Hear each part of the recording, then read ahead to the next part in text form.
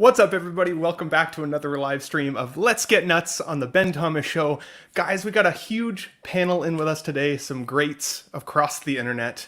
They've all come on a Sunday afternoon to hang out here at the show, and I'm very excited to have those guys here. So we're going to get into those in a few minutes, but today we're going to talk a little bit about some of the Mars Toys controversy we're seeing out there, a little bit of the Hot Toys news. We got a ton of entertainment news to cover, and I've got some questions for the guys as well that I didn't prepare them for that I'll be curious to find out what their answers might be. So stick around. If you guys, of course, like the video, hit the like button for us.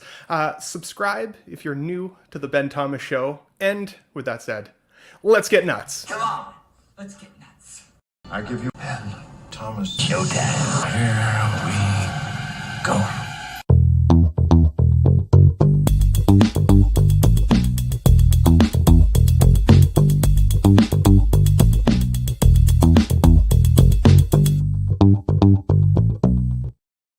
So first up, of course, today we have Mr. Pete with us from Only Fools and Collecting in England itself.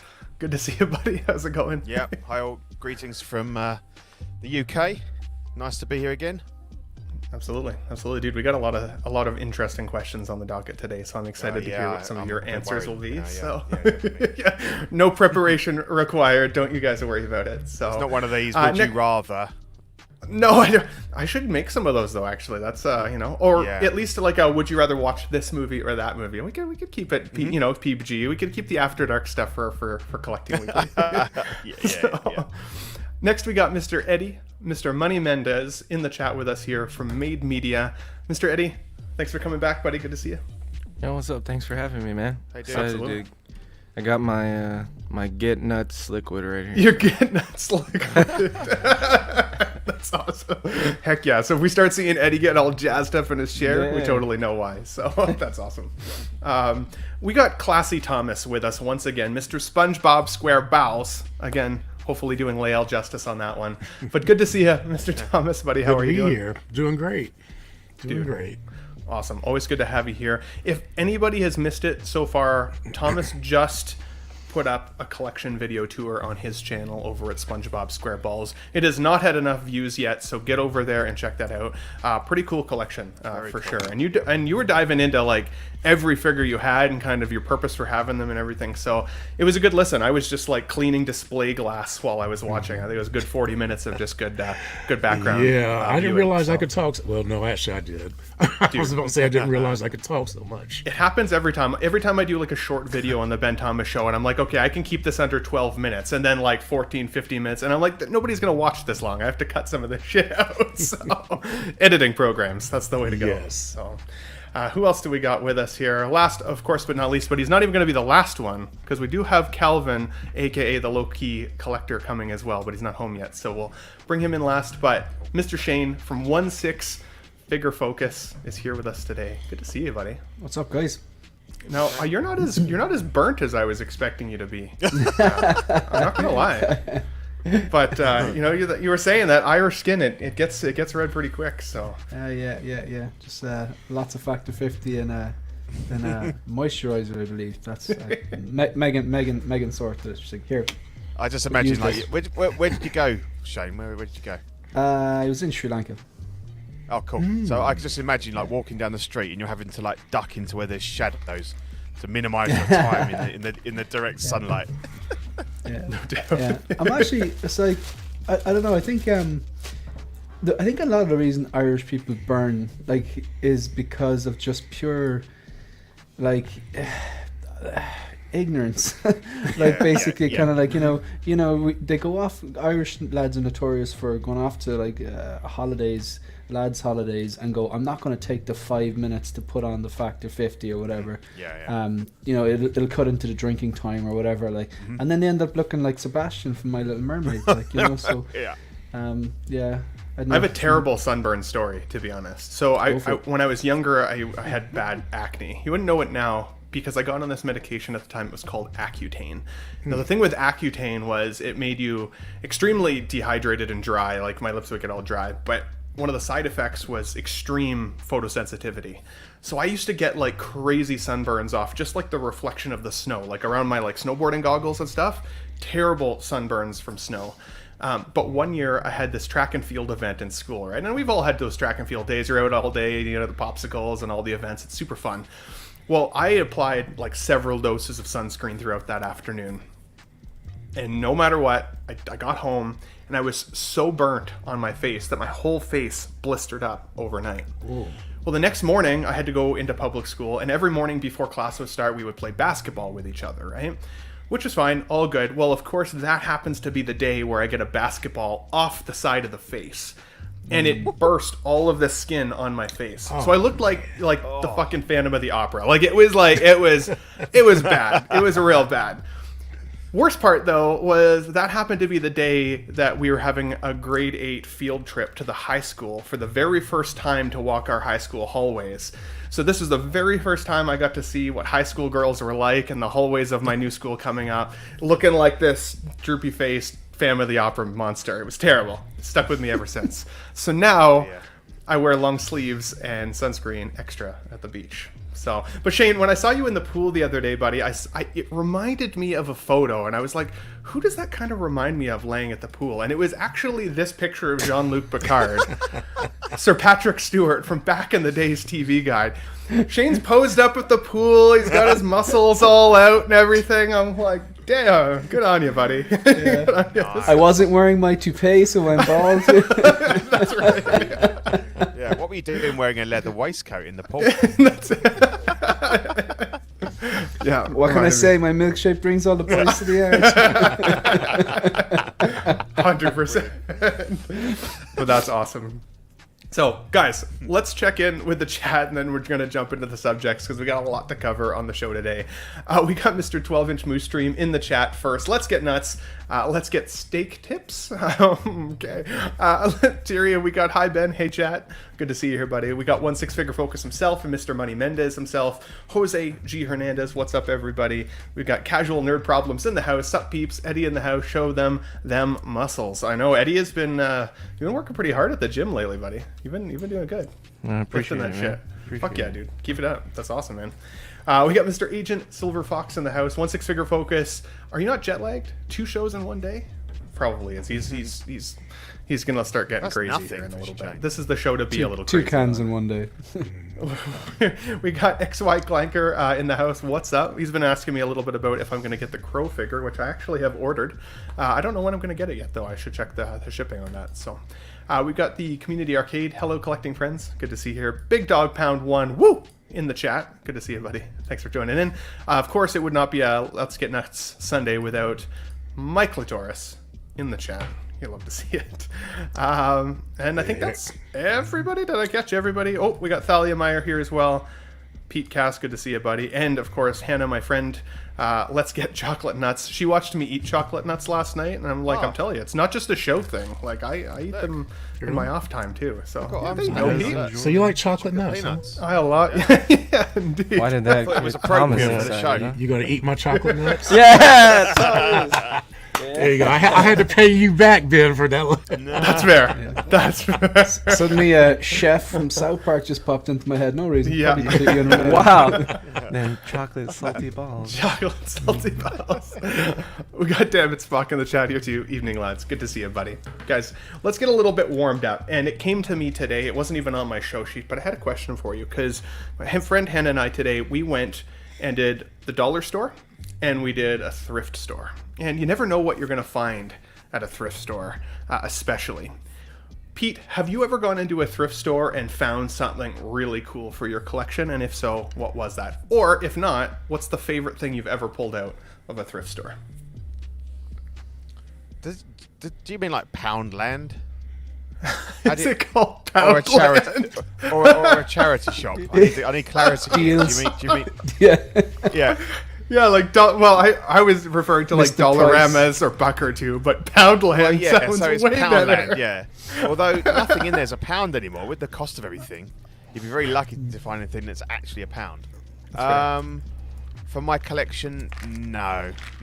I think some of them, I think B&M is one of them, and they tend to have a lot of the Doctor Who stuff and Marvel Legends and everything, but definitely not anything anything 1/6.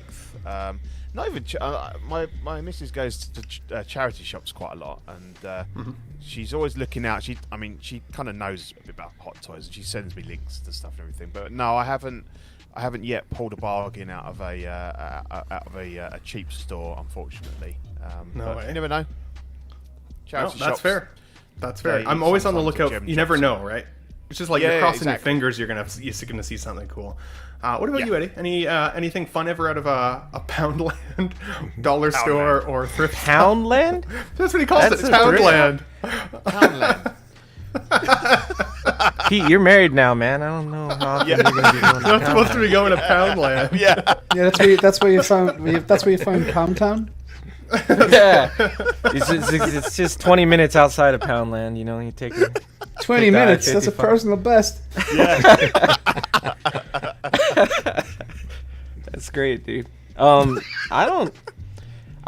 Growing up, we would go to why am I blanking on the name of them now? They're not. It's why the fuck am I blanking on the name? It's not a thrift shop, but like swap meets. So it's like a giant thrift shop, pretty much. But we'd go there all the time, and I know, like for me, it was always clothes. Like you get a shit ton of socks for a cheap deal. You could get shirts, t-shirts. Like I've never went to thrift shops or swap meets or anything for collectibles, really.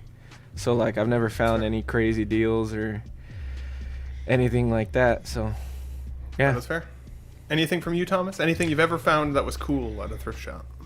No, not really. I really don't go to thrift shops and things that often. I've gone with some friends who always find great deals, but every time I go, I never find any of them. I don't know if my friends are getting them before I wind up getting into the store.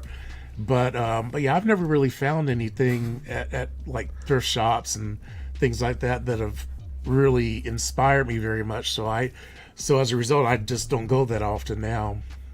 That's fair. That's fair. Mike Latorres here says, imagine just joining the stream and wondering why that picture is. That's Shane at the pool. I think we all need to pose like that. Yeah, that's just... Blue Dad's at Life says, I remember seeing this cover back in the day. That's awesome. Anything from you, Shane? Anything you've ever spotted at a Pound Town or a dollar store or a thrift location or any of Gotta those? stop saying Pound Town. I'm going to love it. Poundland. Also, when Eddie was like, "Oh man, I'm drawing a blank. You don't want to be drawn or firing blanks." oh, or do you? Everyone wants an oops, baby.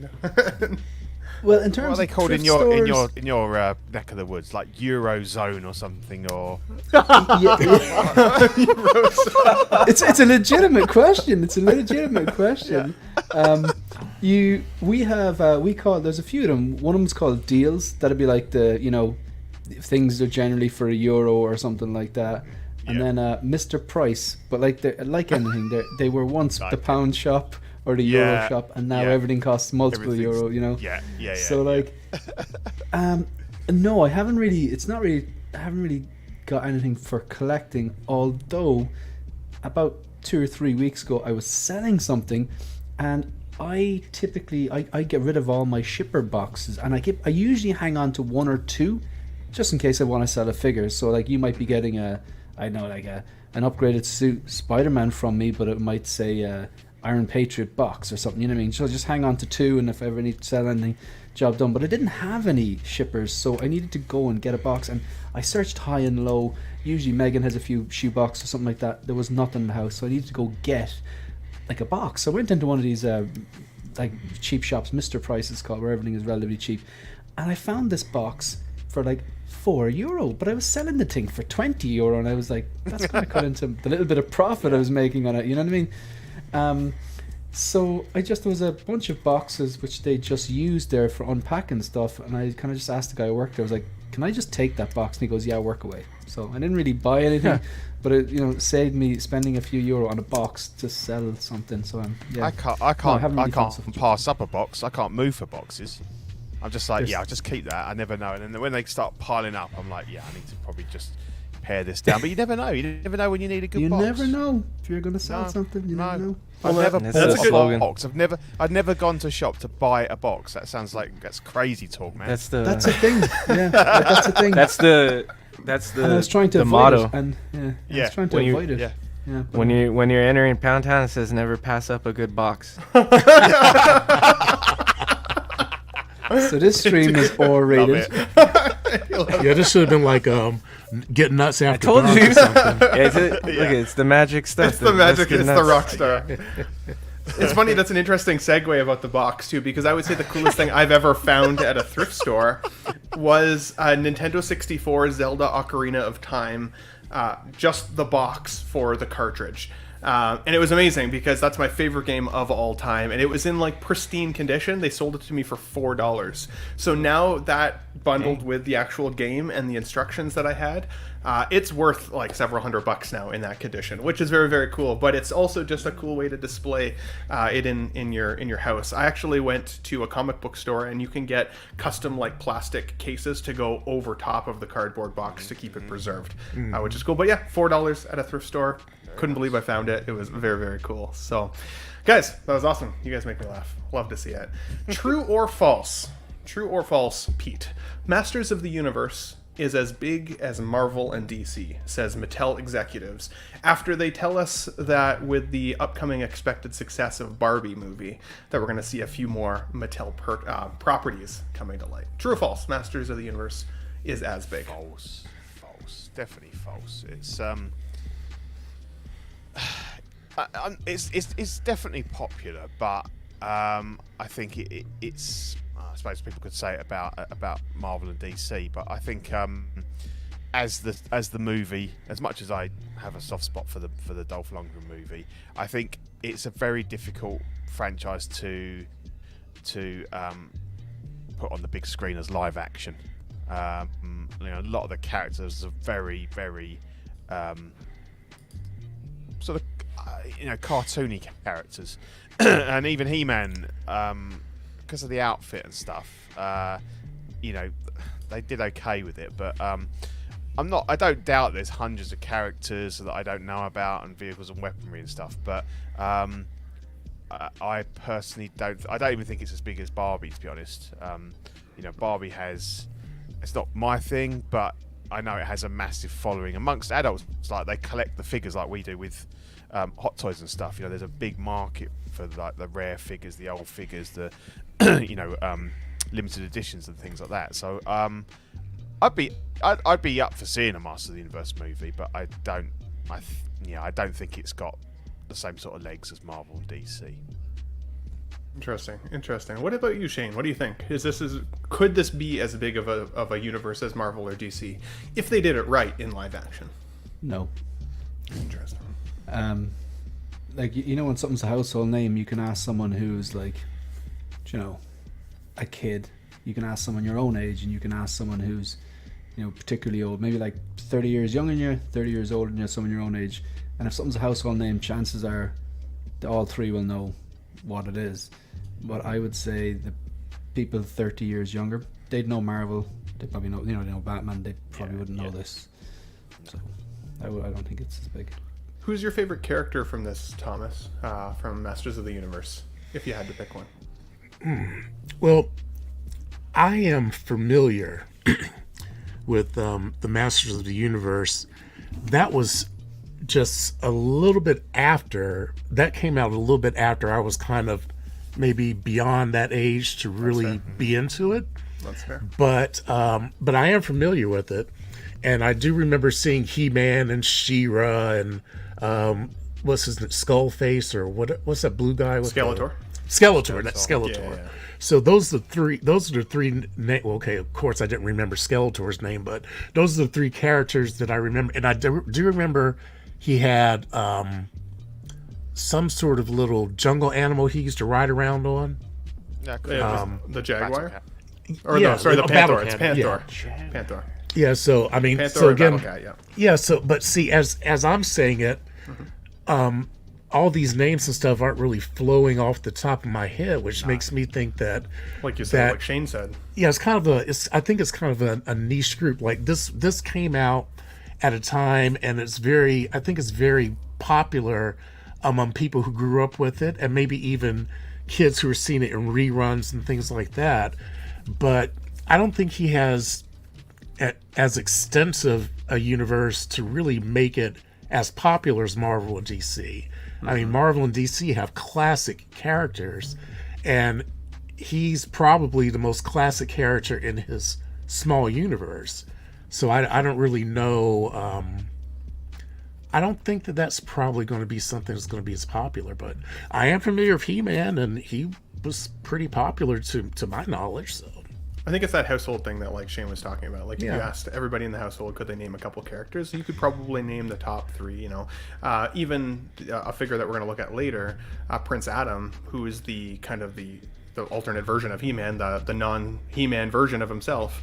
A lot of people didn't know the name of that character, which is crazy. But there are also so many fans of Masters of the Universe. It's been one of my most popular videos on the Ben Thomas Show is these characters from Mondo Toys. So it's obviously got a pretty big following.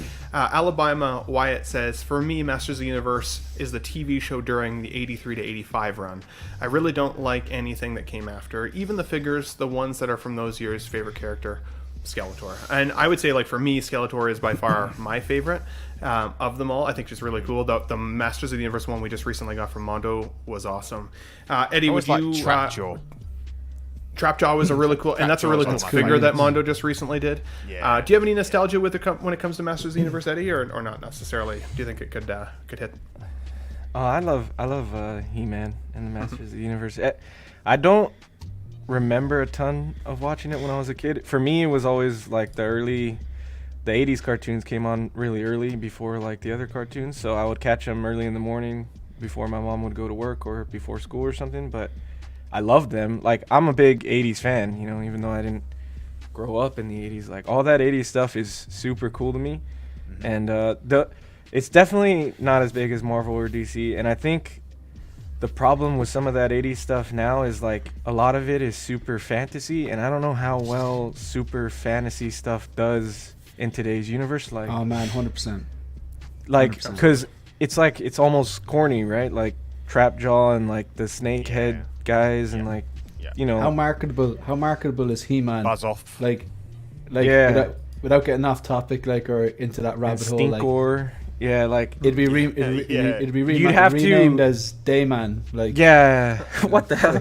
So like you'd have to like it would be. you could do it, but they'd have to sort of like change a lot of the story up, so you'd piss off old He-Man fans, and then who knows how well the new people would take to it. So it's It'd be like, called She-Man. and then you'd need a huge so budget Yeah. Them man because would all be the called now, wouldn't it? CGI and shit you'd have to do, you know. So it'd be really hard, but I would love to see it, you know. I'd love to hear from the chat too. Do you guys feel like this is a true or false statement? Some of the folks in the chat have said false for sure. Anybody listening on replay after the show today, let us know. Do you think it's true? This could be as big. Do you disagree with that and why? Also, I'd be curious. Do you guys have any fan castings? Anybody listening on who He-Man would be? I feel like the one Skarsgård brother could do a good job. Especially he could be cool as He-Man. And there's a couple out there, but I'd be curious who a fan casting would be for He-Man specifically. Let us know your thoughts. Hey, Below. hey Ben, there is now. I don't know. Dame. I don't know if this is exactly the same. I don't know if she belongs to this one, but there was a villain that was some group that I just loved her name, and if I ever saw her as a character, I would do it. I'm not sure if she's with He-Man or not, but I think her name was like Rita Repulsa or Oh, that's something Power like Rangers. that. Power. Okay, that's Yeah.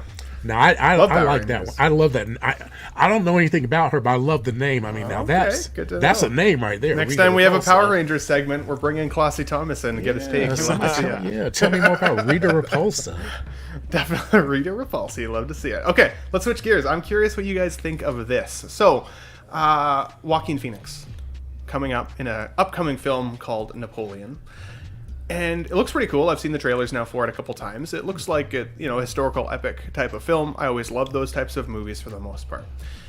My question, though, with regards to this is, does it bug you at all that Joaquin Phoenix in this movie is not going to have a French accent as the character Napoleon Bonaparte? Do you think that seems odd for a historical epic, or do you think at this point it doesn't matter as long as it's a good movie? Because there's been a lot of movies from Hollywood like this in the past, and I'm curious, if they continue on this trend, if that's something that's going to be acceptable or not. What do you think, Pete?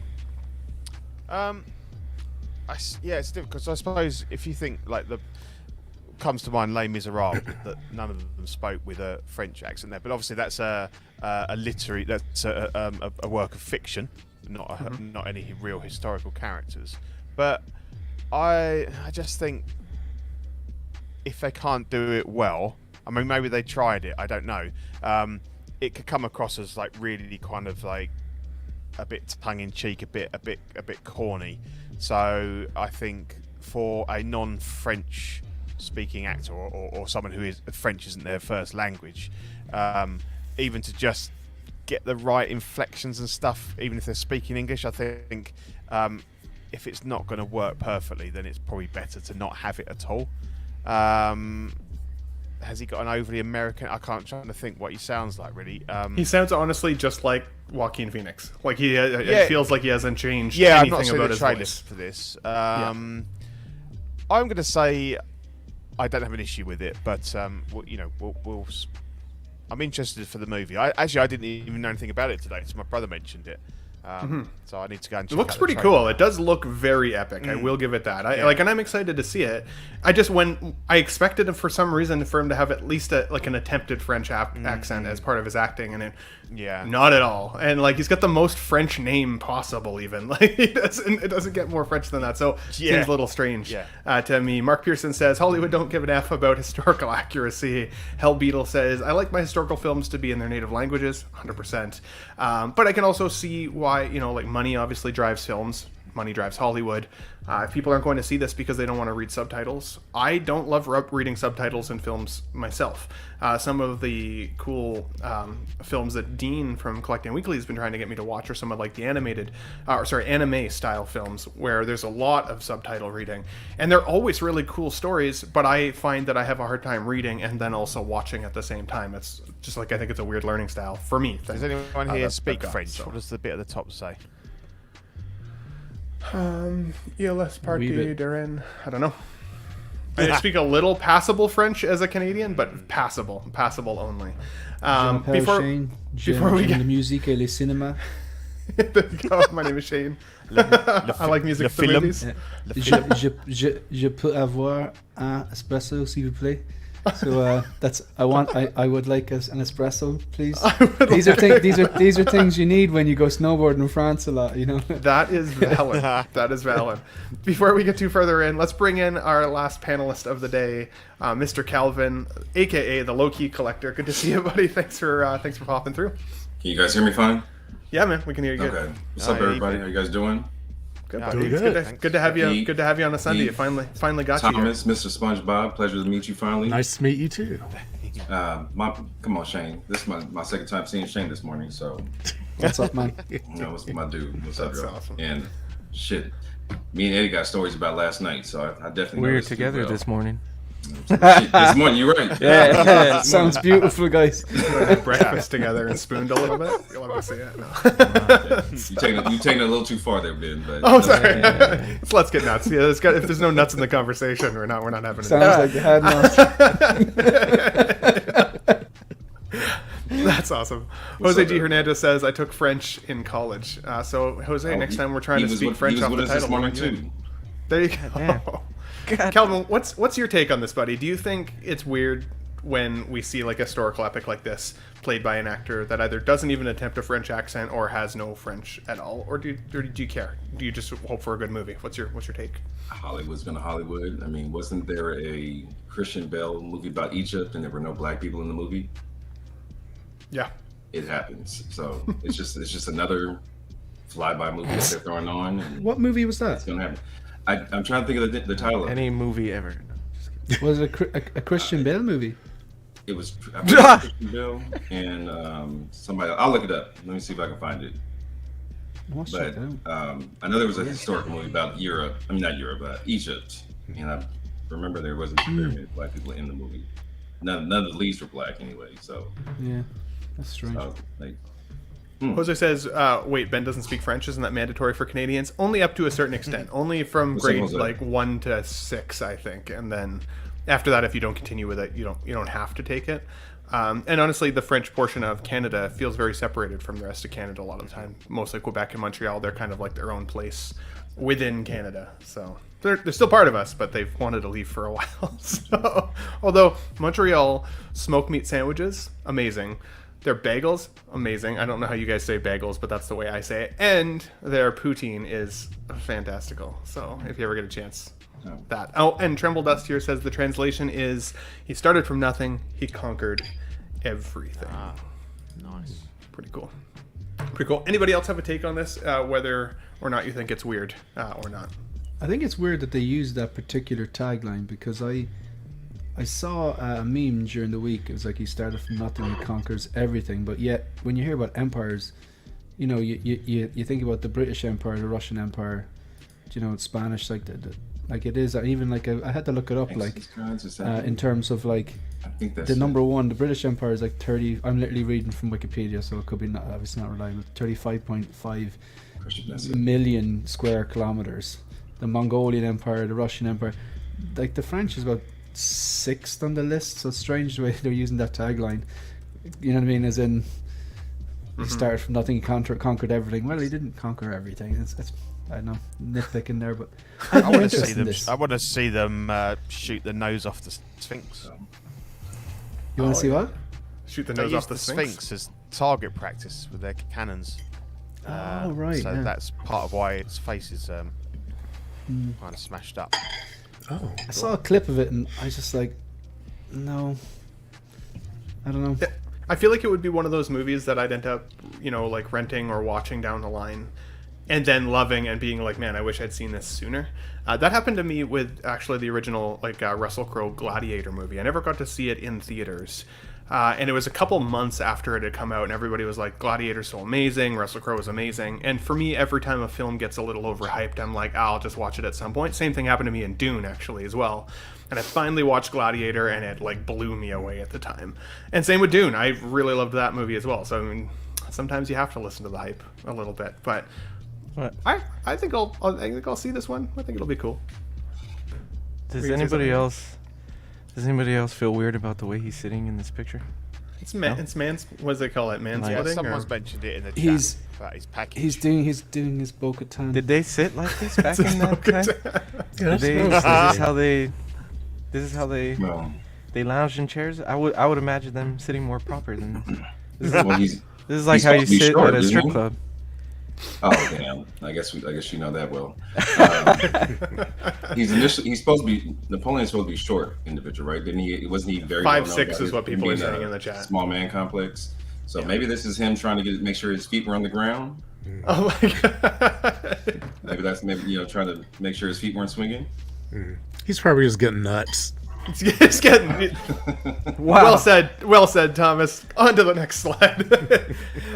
Let's look at this here. So, Mr. Nathan Fillion, of course, has been cast in the new Superman Legacy film by James Gunn.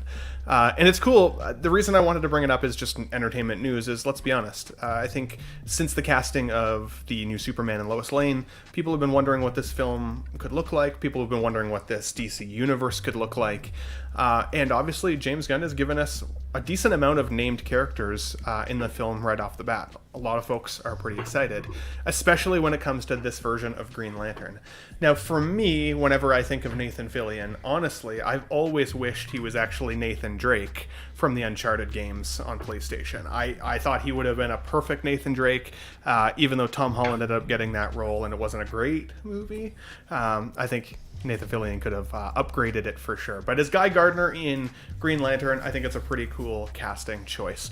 Pete, what are your thoughts on Nathan Fillion here, or some of the other cast announcements we've seen from Superman Legacy? Is it getting you any more hyped for it, or not? No, not really. I think it's just I'm a bit fed up of reboot after reboot, to be honest. And it could be good. It could be good. For me, no one will ever surpass Christopher Reeve as Superman, and I'd probably rather watch the first three of those than anything. I'm not a massive Cavill fan either. No, he's Superman. So yeah, I don't know, and obviously I don't know. I know Nathan Fillion, but I don't know anything about the other two, the Superman and Lois actors. So I'll just I'll keep an open mind on it and see what happens. But yeah, I wouldn't say I'm getting excited about it really. That's fair. No, honestly, a reboot can get a little fatiguing, especially if it's not done well. To be honest, I'm kind of excited about a refreshing reboot at this point, especially if they're just diving into the universe. The fact that some of these characters already exist means we don't have to focus on necessarily origin stories. We can just assume that this is a kind of a super-powered world, right? The fact that a Green Lantern is already in there. It's pretty cool, and I don't know if you guys have ever read any of the comics, but Guy Gardner's got a bit of an attitude. Like, I'll be curious to see how Nathan plays that role. Thomas, you agreed with that. What are your thoughts on the castings here? Yeah, that was the thing that I was thinking was, it depends on how. Now he definitely has the is able to play the arrogance. I'm wondering whether or not he's going to be able to play the obnoxious, because Guy Gardner was pretty obnoxious and hard to deal with. But I don't know. I think that Nathan Fillion might be able to do a pretty good job of that, because he's able to play arrogant really, really well. And I'm kind of hopeful for it. I like Guy Gardner. I think he's I think as a character, he was kind of refreshing to see somebody that could kind of be so off-putting, and so I'm kind of excited to see where this new DC goes, because it has been so disappointing up until now, and after things like Peacemaker and stuff like that, which kind of showed that, well, they are able to kind of get out there and take these characters into a different place and make them kind of fun again. I'm kind of hoping that they do well with this. So I think that was a pretty good choice of character. I like that they selected them. I think it's cool, and like I'm seeing a few comments in the chat here as well. Tony Marine says Jon Stewart is my favorite Green Lantern. I would agree with that. Jon Stewart's a badass. I know that there'd been some fan casting of Idris Elba as Jon Stewart at one point, and I'm like, that could be badass. He's an awesome actor, but so many others would play it well too. The Blue Beetle film here, I am rooting for it, just similar to what Tremble does to saying. I agree with that. I hope it does well, especially if it's kind of an entrance into this DC universe. And the actor looks like he's perfectly cast based on what I know from the comics. Just his look, I think, looks fantastic. So that is awesome. The one actor here, and let me pull up his name, and I apologize. It's Edie, I think it's Gadigi. I apologize if I'm saying that incorrectly. I remember him, I believe, from the film at the X-Men series, if I'm not mistaken. Yeah, he was. He's the guy that got like melted at the beginning. Yeah, right? What's the thing that says that we evolve, and what's that word? Who came up with that? I can't remember, but they put him through like all his evolution at once, right? They basically they basically blew him up when he's supposed to be the one who can pretty much never die, because he's supposed to be able to adapt to anything. Absolutely. What was that theory? Man, while you think of it, Thomas, Shane, what do you think of the castings, the actual castings of DC's new universe from James Gunn? Darwin, thank you. Something you're considering getting excited for, or are you like Pete and a little fatigued at this point? No, I have very minimal excitement. I have no excitement for this. None. Interesting. Okay. How come? Like, what's keeping you away from it at this point? The majority of the movies from the DCU, bar one or two, I cherry pick as good movies. The rest of them just weren't. Just again another reboot, as Pete says, reboot. The Blue Beetle trailer does absolutely nothing for me. I probably won't go see it. It's very hard for me, I think, to imagine this new guy in the role, but that's perfectly normal. I think at this stage, people give out about Michael Keaton when he was cast. People give out about Heath Ledger when he was cast. It would really need a decent trailer to draw me in to even get to go see this movie or whatever happens. Like, now look, James Gunn's in charge now, so these are just faces next to comic books that they're playing, so it's very hard for me to get psyched about this. But you know, you have a good trailer which gives you an insight into what they're going to look like, the type of action to expect, and an idea about the plot. If it's done right, then that might get me hyped, but at the moment it's just too far out to get hyped about. Whereas you take something like Deadpool 3, which is, okay, still a year away, I'm very, very hyped about that. Polar opposite spectrum, 0 on 100, you know? Totally. But yeah.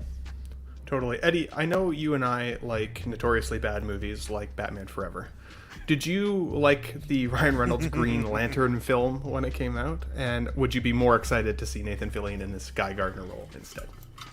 Oh, I really enjoyed the Ryan Reynolds Green Lantern film, but the more I watch it, the less I enjoy the bad guy in there. Oh, So, yeah. Yeah. Not Sinestro was cool, but not the Sinestro. he was the other like guy, the Cloud. Yeah, like the guy who turns yeah. into a cloud. Yeah, what the heck is his name now? It's not Brainiac. It's something like that. But yeah, you know, I like Ryan Reynolds in anything he does, though. But as far as this, I would say I'm intrigued. Like, I'm more excited because we've never seen Mr. Terrific in movie form, so that would be really cool. And I did like that guy's portrayal in X-Men. Like, I thought he was cool. I like the girl who's playing Hawk Girl. I forget what I've seen her in, but I know I've seen her in stuff, and I think that could be really cool, especially because I've been wanting to see Hawkman and Hawk Girl portrayed in live action. I know we got Black Adam, and that was like, you know, dead before it even arrived, so that kind of sucked. But I'm excited for Blue Beetle. I love that actor from Cobra Kai. He's really good, and I think Blue Beetle will be pretty cool. I thought he You looked know, I familiar. don't know how well. I couldn't put my finger on it. Cobra Kai Yeah, is I don't know awesome. how well the movie will be received, but I'm at least excited to go check it out. The only thing that bugs me about the casting is I like Guy Gardner as Green Lantern. I think it's interesting they went with him because I think that's like the least like wanted Lantern out of all. You could have done Hal, you could have done Kyle, you could have done. Everybody wants Jon Stewart, which is crazy to me why they wouldn't just go with Jon Stewart. But the thing that I don't get with it is, first of all, like, I don't really know Nathan from anything. Like, I didn't watch Firefly, so like everybody that loves him, tell me what you love him from, because to me this dude is just there. Like, he's a TV actor or whatever. Like, The Rookie is the shit to me. I don't know oh, why. okay, Since I I'll have to started, check it out then. but he's got some badass female co-actors with him, so Oh, that helps okay. with it as well. Yeah. His The- cast works with him too. So Yeah, he was I'm also just- in I Castle, loved believe. Firefly, Eddie. So I like that. For me, it was Oh, okay. Firefly, but I know that has a big following, you know. Yeah. So that's why I know of him from that. But like, and then the other thing that bugs me about it is that he's old, dude, and like, I thought the whole point of recasting was to go with young characters. Now they might do some kind of like aged superhero that kind of helps lead these guys or something, like they learn from him or something, or he's an arrogant older guy. That's where I see them going with that. But like that, then it's like, dude, why isn't Cavill still Superman then? What the fuck, you know? For Because sure. this guy's 10 years older than Cavill. it's So a great it's like, point. what the hell? It's a great point. Unless Um, they're not necessarily continuing with the character, maybe they're just using him to introduce That's what I'm the thinking. Lantern Corps, right? Yeah. Like that's what I'm possible. thinking. He's just gonna be a one and done, or I don't like, introduction. or he'll come here and there. You know, he won't be part of the main team. But also, I don't know how much faith I have in James Gunn's vision. He's losing me a little bit. He had me with Guardians, all three of them. You know, but the first one was amazing. The other ones they never really hit the note that the first one did, in my opinion. And then like Suicide Squad kind of fell flat for me too. So I'm losing the same way I lost it with Taika, I'm losing it for him. So I don't know. I'm kind of skeptical on that. And then This like I dude think was the in hype this- train. This Go dude ahead. was in Guardians 3, wasn't he? Yeah. Yep. Because he's he was friends. one of the They're security friends. guards. They're friends. I can see for me the hype train can kill it a little bit sometimes as well, because like anything that gets too hyped to me, like I said earlier, makes me want to avoid the property altogether, because I don't want it to artificially get my expectations so high and then feel let down, especially when it comes to a new universe that I am excited for. DC like when I was a kid, I would say that DC was actually more of my favorite properties than Marvel properties. And only in recent film years has Marvel taken over as some of my favorite superheroes of all time, just seeing them in live action. But when you talk about Guardians, Eddie, I remember when Guardians 1 came out, I'd never read a Guardians comic before. I didn't know who any of those characters were. And going into that film, I was very low expectation because I'm like, again, I have no attachment to these people. I don't know who they are. And I remember that film absolutely blew me away. Calvin, my question for you would be, is this too many superheroes for one film when it's trying to introduce Superman, or do you think it works for a Superman story to have this many characters packed in, especially with superhero powers? From my understanding, it's not an introduction of Superman. Like, they're not doing the whole origin this time around. Jumping right So into it sounds the like they're universe. gonna just get right into it. My thing is, I just feel like this is just another Guardians of the Galaxy Suicide Squad where he's just trying to throw a bunch of individuals who we don't know. Now, don't get me wrong, he does it well. Because there's been plenty of times that I'm like, who the hell is this? And then I am doing the research to find it out after the fact of watching the movie, because now I am interested in said character. But I was really looking forward to a solid, and I'm not, and I reserve the right to change my mind later, but I was hoping for something that was just a solid Superman, like a Brainiac or something. You're just a little different, but a solid character that we knew to go up against him with a Lex Luthor. I wasn't expecting these three individuals, sir. And who knows who else, well, these four actually, because I wasn't expecting Blue Beetle in there as well. And I have a feeling he may throw some other shit in here as well. I think this is just going to be crammed in here again. So, but hey, after the first 5 minutes of the title, they may all be dead. So who knows? You're not wrong. It could surprise us all, right? It's funny you say that. And like, I agree with the fact that they're able to just jump in. It shows to me that it is a developed universe, which I'm excited to get a taste of. Guys, we got a bit more entertainment news to discuss, and then we're going to talk a little bit about 6-scale figures, of course, as well. But we have 33 people here watching live. Thanks for all joining. We appreciate it. If you can hit the like button if you haven't already, it's always appreciated. And of course, if you're new to the channel, make sure you subscribe so you don't miss Let's Get Nuts with the Boys every Sunday, because it's always a fun time. But let's take a look at this news here as well. And it's not as much news as it is more of a teaser image of what to expect from the new Ahsoka Star Wars television show. We're finally getting some closer up images of Grand Admiral Thrawn. And, you know, I know this is a character that people have been anticipating, especially from the television show Rebels and the Clone Wars. For me, I'm excited about Ahsoka overall. I'm not as worried about the threat from Grand Admiral Thrawn, because we've already seen what the future of Star Wars looks like, and we know that somehow Palpatine returns, and there's no discussion of Grand Admiral Thrawn at that point. So whatever threat he poses for me now feels a little diminished by that. Having said that, I still see the possibility of it being a really badass story. And Trimble Dust says here, rest in peace, Ray Stevenson. You see a picture of him as well. You know, he's a badass actor. I'm so sad that he's gone. It's going to be something that I tune in for, just for his performance, just to see in general. I gotta say, and I don't want to affect anybody's opinion on this, but I have to say it. When I first saw this picture, I honestly thought somebody had photoshopped Elon Musk over Grand Admiral Thrawn. I actually had to vet the photo to make sure it was legit. Pete, are you excited to see Grand Admiral Thrawn in Star Wars Ahsoka? Or what's your take on that? Just looks weird. I was going to say, is Thrawn being played by Tilda Swinton? Tilda Swinton. He is being played by Lars Mikkelsen. Yeah, it just looks odd. It's not kind of. I mean, I kind of encountered Thrawn really early on because I read the Heir to the Empire trilogy like back in the day when it first came out, and I enjoyed that. But yeah, I don't know. He doesn't have the air of kind of badass that I would have pictured him. I'm excited for the show. I'm ready for some more Star Wars, and I think the stuff we've had recently has been a bit lackluster with Mando season 3. Kenobi was okay in bits, but overall I don't think it really hit the right notes. So I think this one's got some real it's got a lot of weight to carry, and I hope it's good. 100%, dude. It's interesting. I saw a heading the other day that Bob Iger, one of the CEOs of Disney, or I think it's the CEO, said that one of the reasons he thinks the Disney Plus shows are not working out, or that Marvel overall is not working out, is because they've diluted it so aggressively with all of the Marvel television shows. But Star Wars is doing something very similar. I would say, honestly, is that, you know, with some of these kind of what feels like lackluster releases from Star Wars in terms of television shows, some people love them, some people don't. Do you feel like that's diluting the Star Wars universe, Shane, when thinking about this as upcoming Ahsoka show, or are you excited for it? Are you willing to look past? They've been hit and miss. Like Mando season 1 and 2, fantastic. Andor, so good.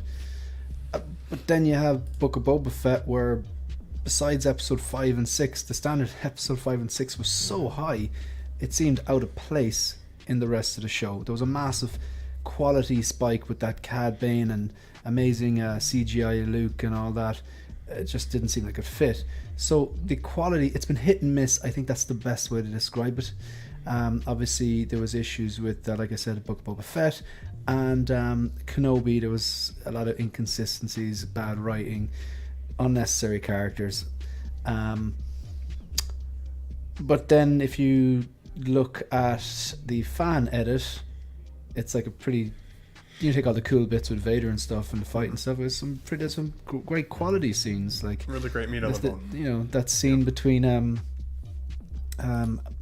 Vader and Kenobi after he'd opened up the mask, and you can hear Hayden Christensen's voice and the kind of voice changer going into motion, and that was beautiful. Like totally. So I think like the trailers look great, but a lot of time the trailers always look great, and I kind of watch these shows, I feel like I'm holding my breath watching the first two and seeing, are these going to be good or not? And it's really like, I really hope that they bring the standard that they had with Andor and Mando season 1 or 2.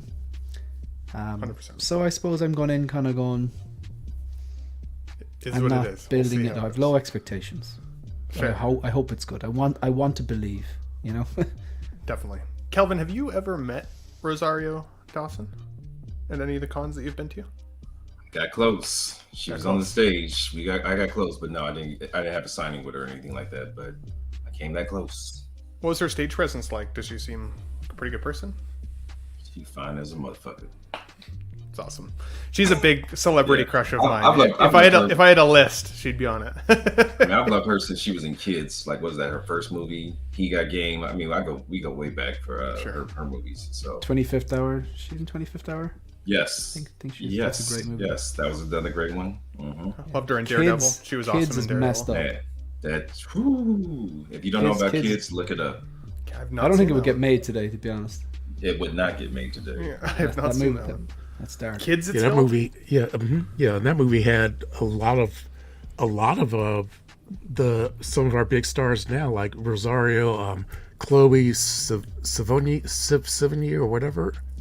I'm not sure if I'm pronouncing her name right, but she was the one who was in. Man, I mean, she's a great character actress, but there have been several people from Kids that have actually, gotten into mainframe Hollywood now as adults. So yeah, it was a good jumping off point for him. But that movie is seriously messed up. Oh shit! I was on mute. Apologies. Totally agree, Thomas. Eddie, are you excited to see this show coming up, or are you kind of lukewarm on it at this point? I really love Rebels, and I love Ahsoka, and I love Sabine, and I love Ezra, and so I love now I'm blanking on his name. This guy, what's his name? Thrawn. Thrawn, yeah. Admiral Thrawn. I love Thrawn. He was a great villain. So yeah, I'm excited to see where they go with the story. I don't have high hopes. I haven't liked Star Wars since Mando season 2, so I know everybody loves Andor. I couldn't get into it. It wasn't my thing. I didn't like the direction they were headed with it. I like Star Wars for what it is, and I like Marvel for what it is, and so Andor it wasn't it for me, so I'm hoping that I'm gonna have a lot of fun with this, but we'll see, I guess.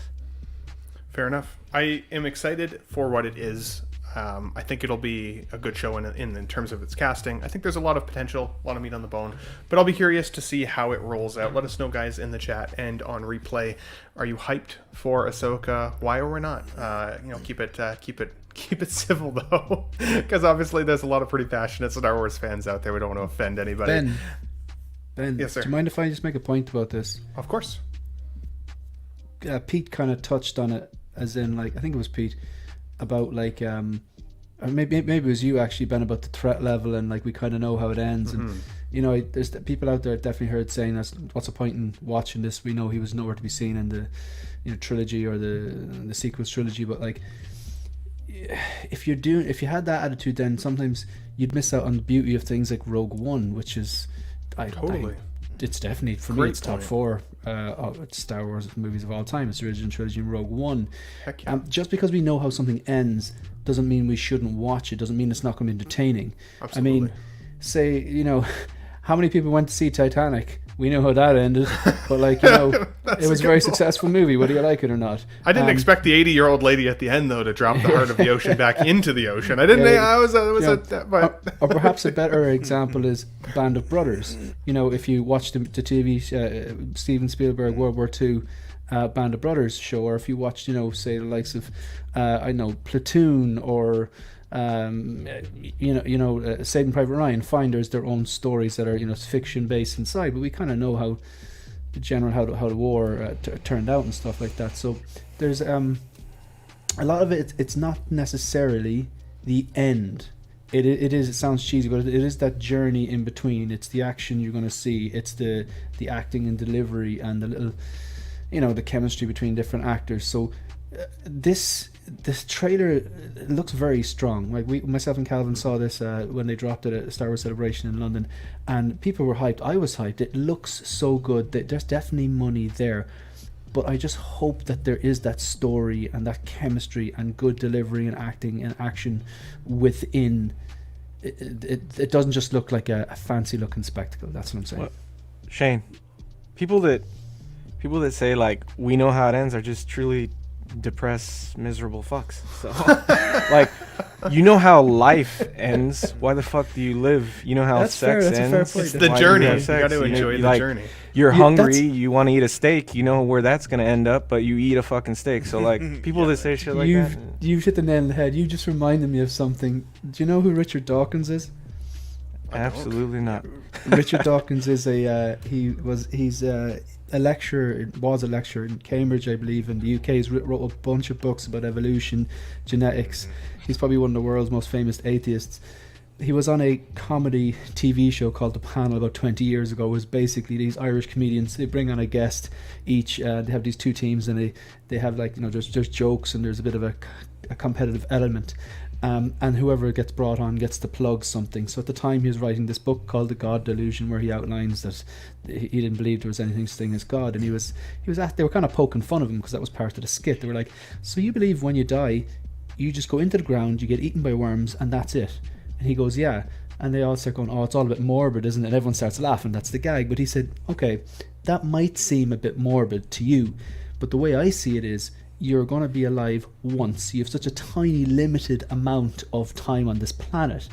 So take advantage of, you know, as much as you can every single day. And that makes it a lot more beautiful. And the way he explained it, far better than I am now, really, I thought that was just fantastic. Like, you know, just like, your time is limited, enjoy it. Like, and yeah, I agree with Eddie on that. Like, we know how it ends, but doesn't mean that we shouldn't watch it.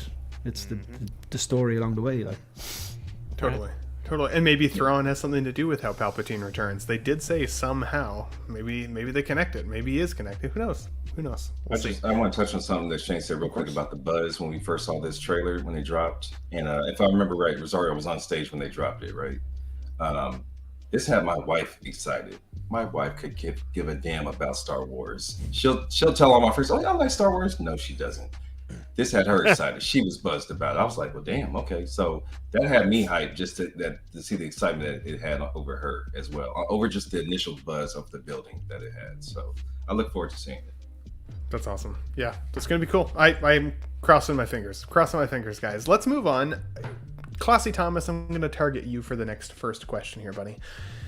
I know that you like figures because I saw your collection tour the other day. And if anybody here, the 30 people who are watching live, have not seen Thomas's collection tour, go over to SpongeBob SquareBalls and check that out after the show. But I don't know what your thoughts necessarily are on Barbie. I can't remember what you said. But are you going to do a double feature of Barbie and Oppenheimer this coming weekend for Barbenheimer weekend? Nice. I want to know what you think. Thomas. Barbenheimer. Okay. Wow. I think I'm gonna pass on this one, but I might get the figures. For sure. That's a great answer. No, yeah, no, I don't really go to the theater that often these days. It's got to be something really, really compelling for me to get out, but I don't find either of these compelling enough to wait until it shows up on streaming or on HBO.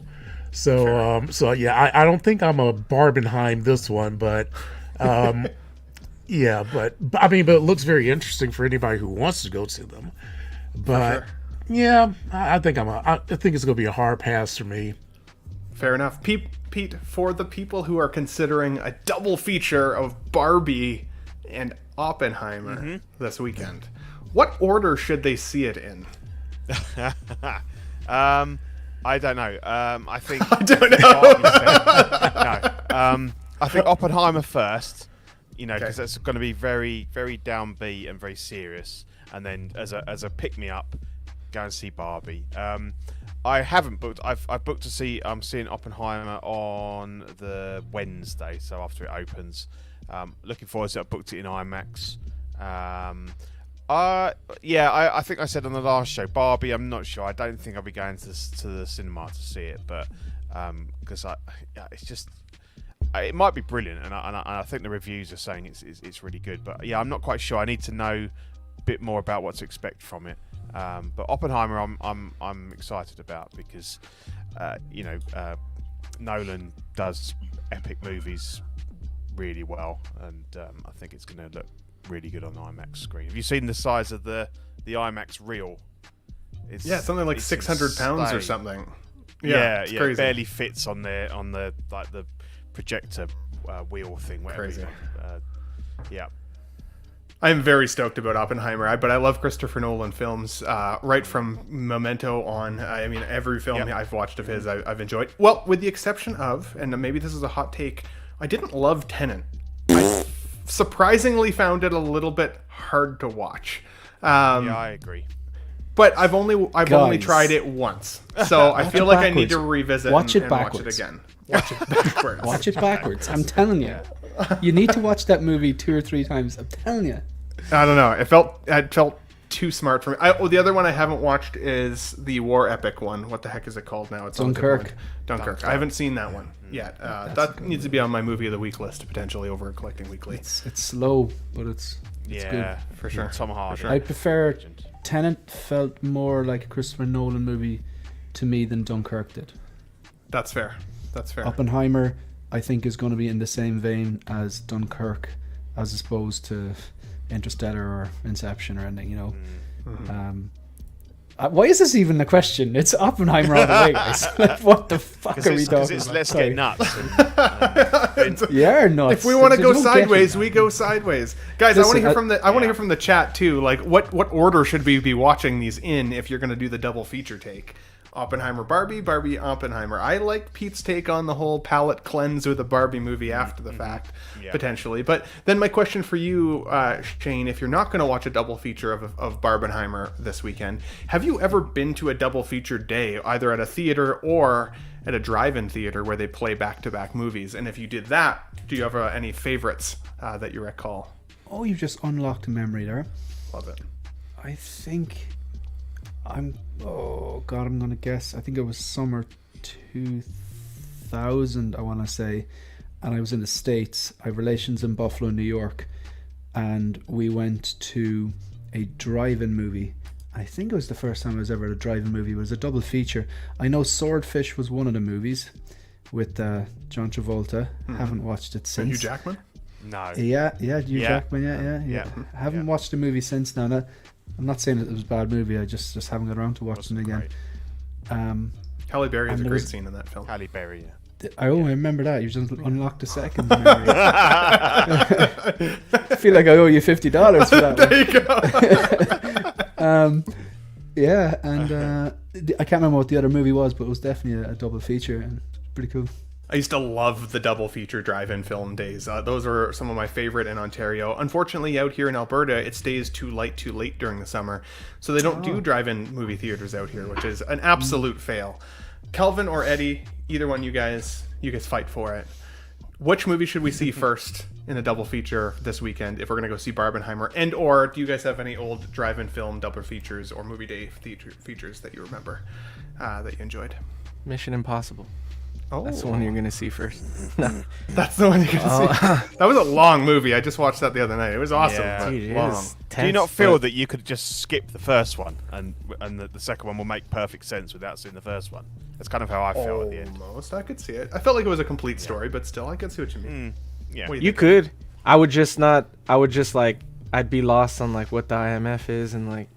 I mean, you don't know Kittredge if you don't watch the first one. And No, I But meant definitely the this- first Dead Record in part one. Like 'Cause part obviously one, he's saying. Kittredge is Oh. like, he was in the very first one, wasn't Yeah. he? Yeah. Yeah. I enjoyed the You know what movie. I was but I thinking? just, yeah. You know what I was thinking? I haven't actually seen. I've only seen the first 2-minute Mission Impossible movies, but you know the way like Tom Cruise always has that typical trademark Tom Cruise running scene.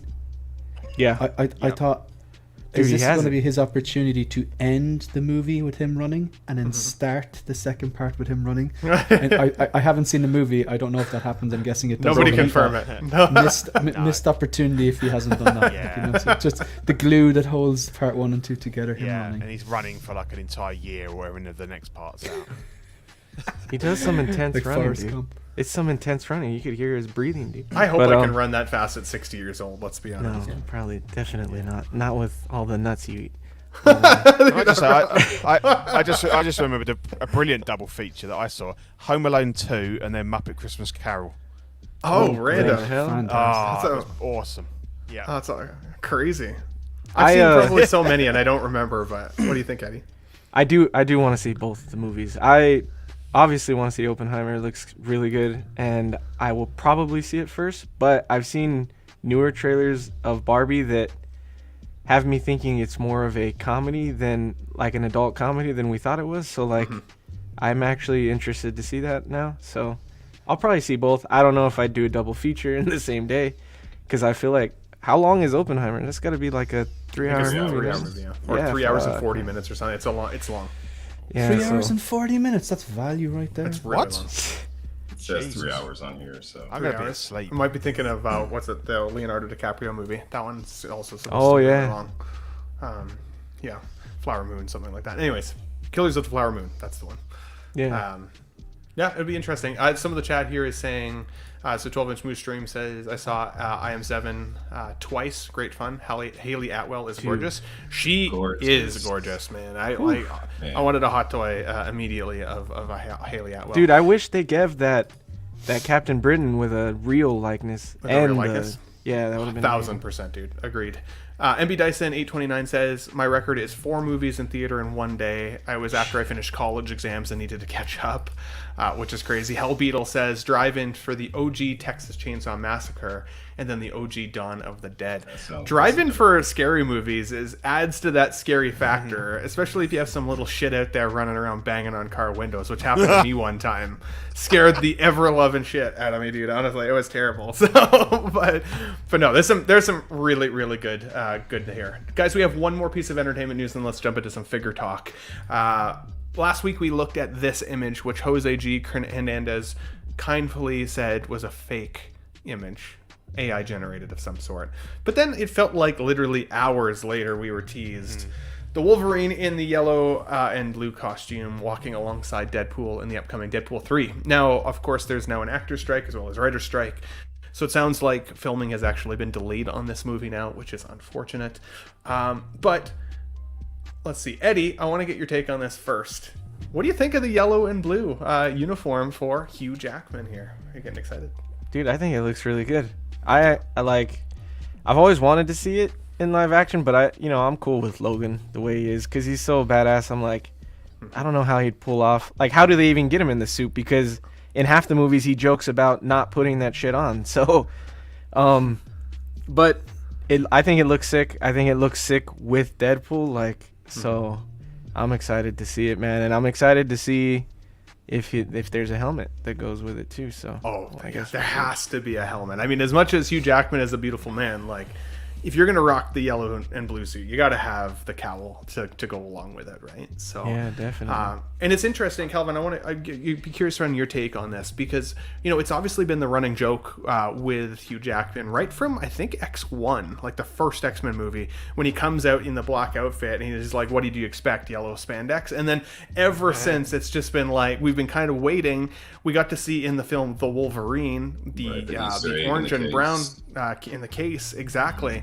But this definitely is not yellow spandex. It looks a lot more like tactical gear, similar actually to what Deadpool is wearing.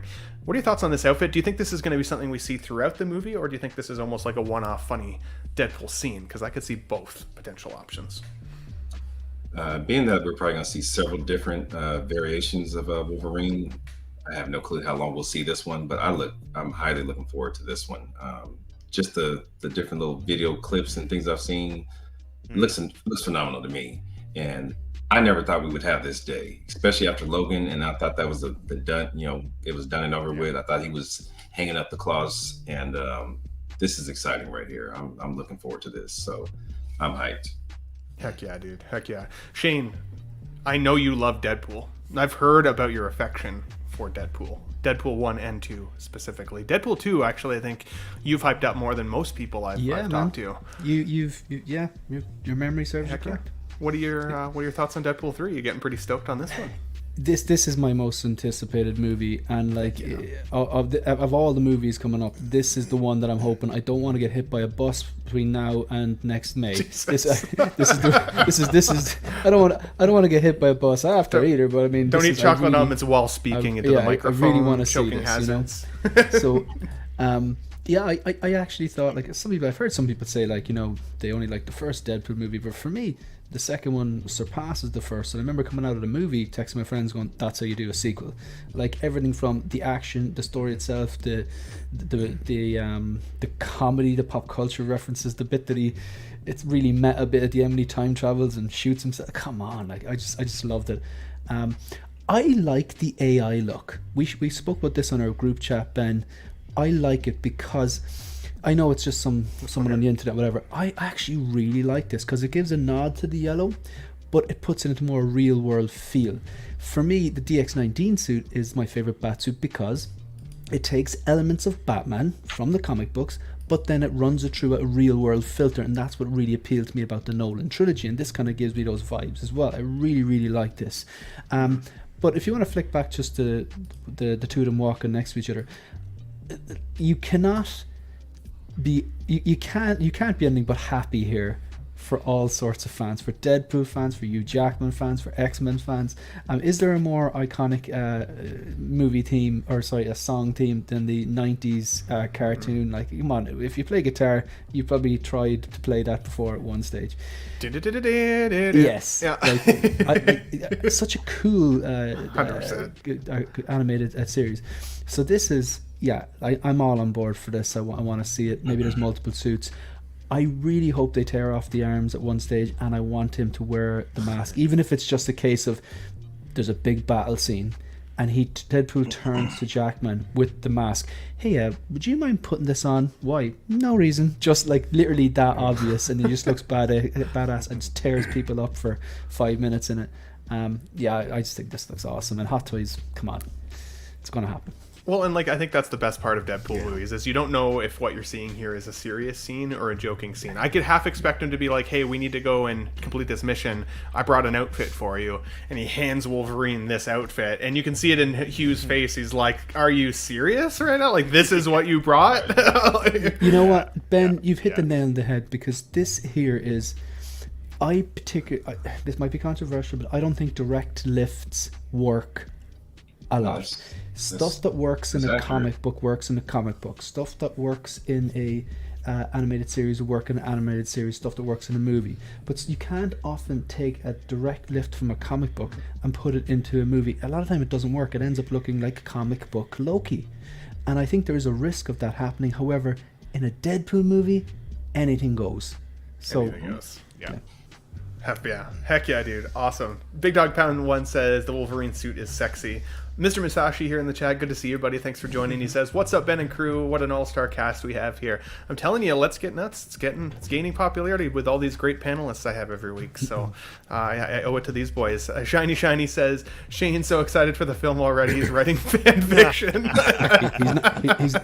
he's not wrong. Hell Beetle says, "These two hot toys side by side on your shelf gonna look good for sure." That's For Yeah, sure. they need to do a 2-pack on this one.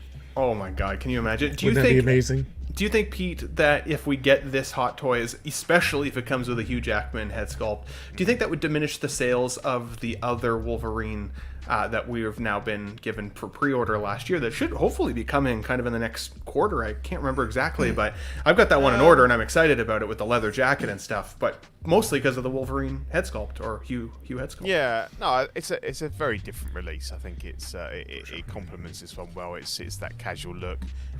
He very much suits that kind of 70s cool vibe. Now this is cool, and I think people are gonna. And I say there might be various versions of this outfit. This could be like this could very much be like Deadpool just taking the piss kind of thing, and then we might see one that's a bit more towards that AI one, like a bit more sort of modern, a bit more like the Days of Future Past one, which has always commanded quite big prices because it's got that little splash of yellow in it and stuff like that. So I think this one would definitely be a popular one. Absolutely. And yeah. Absolutely. I mean, and Wolverine is invincible, right? I mean, pretty much. So he can wear whatever color he wants. He doesn't have to worry about dodging bullets. He looks What like were he you lost gonna a say? bet. Yeah.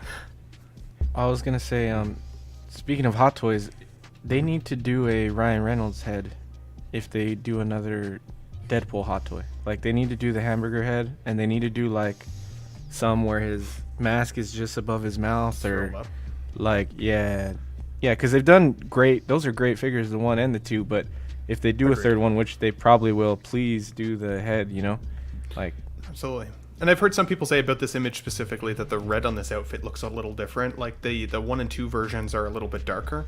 But I wonder if that's just the fact that this is a photo on set as opposed to like once a movie's been edited with coloration and all the things, will it be darker, right? Color graded, exactly. It'll be curious to see. But that's a really good call, Eddie, because when I saw this Deadpool outfit, I was like, that seems so similar to Deadpool 2. I'm surprised for things like toy sales that they're not changing it even subtly enough to sell smaller scale figures as well as 6 scale releases. But if they give us a Deadpool 3 offering from this film with like the hamburger head or that rolled up mask, I could see that being an added extra. That's cool. So See, that's the reason why I said that they should do this as a 2-pack, because there's only so many variations you can do with this Deadpool costume, and it doesn't look like they made a lot of variations to it. But if you offered it as a 2-pack, people would probably still get that, and they would not feel like they were missing out. Like if you never got a chance to get Deadpool 1 or 2 figure, getting it in a 2-pack gives you a chance to get the Deadpool figure. But I would still get it even though I have the Deadpool 1 and 2, because I will put Deadpools in just about every cabinet I have. I mean, I'll put them with Marvel, I'll put them with DC, I'll put them with Star Wars, because Deadpool will go anywhere. So I mean, I'd be completely hyped about this. Absolutely, yeah. With the fact that he can break the fourth wall, totally I agree. You can put him into any universe, and he's cool. What are the odds that we get another Deadpool suit in this movie? Like, because in the comics he has several different color variations of his suit, and in 2 we saw the Dusty suit, which is kind of like the X Factor suit, in black and gray. But I wouldn't be surprised if we saw his yellow and blue suit in this one, since he's with Wolverine. Like, if there's a split second where he's like making a joke like he wants to match him or something, and I could see that happening too.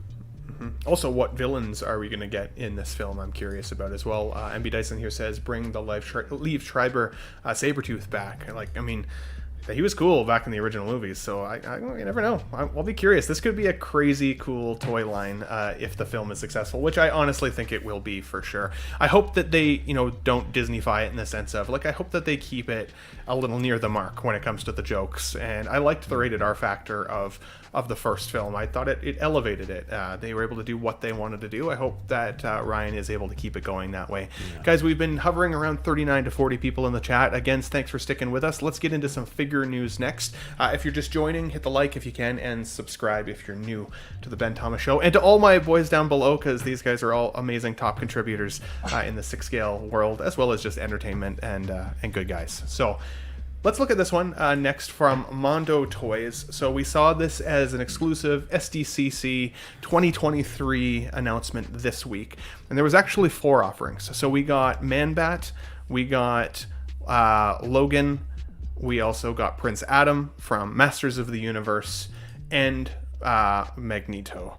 And there's a couple cool things about these releases. So with regards to the Man-Bat, it's expected to come out Q4 of 2023. It is an online exclusive, and they're only giving us 1,000 units, so it is a limited release. With the Prince Adam figure there that we saw from Masters of the Universe, He-Man, who actually has soft touch material clothing over his body, unlike something we've seen really from Mondo up till this point. He's got an edition size of 2,000, all in coming out looking like in Q1 of 2024. The Logan here, guys, is an edition size of 1,500, coming in at $215, and is a Q1 2024 expected release as well. And then lastly, that Magneto at the end here is an edition size of only 500, coming in at the price tag of $225. Now, the reason I wanted to bring this up, because we've talked a little bit about this week on other shows so far, but starting tomorrow on Mondo Shop's online portal, they'll be releasing some of the pre-orders for some of these figures, 2 of them at least. So if you're interested in these ones, guys, and again, noting those edition sizes are important, get it locked in if you're interested. Don't risk missing out on a Mondo release, because they tend to be pretty expensive on the aftermarket. My take for all 4 of these releases is, I think I want this Man-Bat. Despite the size of this bad boy being 34 inches wide in diameter, like, that is insane. I recently decided with my new Ben Thomas Show setup that I wanted the Batman the Animated Series, Batman and Joker, and I think I'm going to explore the whole line, so I think I might get this guy. But Pete, of the 4 releases that we showed here from Mondo, are any of these tickling your fancy, good sir? No, not really. Not to buy. I think the Magneto looks cool. I think that's my favourite of the 4. Adam looks cool. Prince Adam, I like he's got his laughing face, like at the end of the episode where they say, we learned to be kind to other people or something, and they all laugh and everything. What are the 2 masks for? The dragon and the, I don't know, is it a pig? I think there were power masks, but I can't remember exactly. And then it's been so long sword, since I've seen and then he's got some bondage gear. It's bondage gear all over. He's got the. It's all over. That's what the masks are for, Pete. Yeah. I mean, yeah, that's just crazy. That's batshit crazy. The Wolverine's weird. Go flick to the Wolverine. Why has he got what? Why does he got those? His hands. Surely the blades should just come straight out the hands. Why? I know they've done it so that you can swap those blades out, but it looks weird with those bits on the top of his. Because it usually sinks more into him. Do they split out of his hands as well? Because that's going to cause some real interesting problems there. I like the fact that you can take his jacket off, though. That is pretty cool. Yeah, that's cool. They're not for me, but I do like them. I think their assets, they look pretty cool. I certainly won't be picking any of them up. Fair enough. That's fair. And so for me, sometimes just seeing that limited edition stamp on something gets me a little fired up, even though, I'm like, maybe I shouldn't buy it. Tremble Dust is in the chat saying good luck, mostly on that animated series figure line, because that's a slippery damn slope. Those figures are not cheap, but they're so cool. And like, I already have 15 of the 7-inch scale ones up top, right? And I'm like, part of me doesn't need them, but part of me just wants them. It's hard. I'm just really glad that doesn't get me. It doesn't give anything any extra credence to say it's limited for me. If I want it, then I want it, and obviously then you've got to fight to try and get hold of them. But it being limited just in itself is not an attraction to me, which I think is a good thing because it's very hit and miss whether you can get these guys. Absolutely. We've got WFY Wrestling for you. He says, what's up, y'all new to the stream? What do you guys usually do on the stream? Well, thanks for joining in. We talk mostly entertainment news on this stream, as well as 1/6 figure lineups, toys, collectibles, all the cool stuff. But on the Ben Thomas Show, I call it the Ben Thomas Show because if it is on my channel, I think it is cool. So if you like that, tune in. If not, totally get it. All good. But if it's on there, I think it's cool, and I like talking about it with the boys here on Sundays, especially for Let's Get Nuts. So thanks for joining. Make sure you subscribe if you are new to the show. We got MB Dyson here saying, MB Dyson 829, plus if there's never a finish in the line, which is possible, those more important villains would be really nice if you missed the way more than Man-Bat, which is true. But the Man-Bat, like, being so big, I think for me it's a size nervousness that I have. It's supposed to be big, but like it's going to be the size of some vehicles. I'm like, oh my god, where am I going to put it? Or like maybe suspend it from the ceiling. We'll see. Eddie, Thomas, or Calvin, do you guys have a take on the Mondo figure lineups here? Any of these that are tickling you guys for your collection? I'll go. I've always appreciated them from a distance. I think I came across these before I found out about Hot Toys. I just never jumped into them. And then when I realized they were doing the Batman animated series, I was really hyped about looking into those. But of course, I was already well into all of this by that point.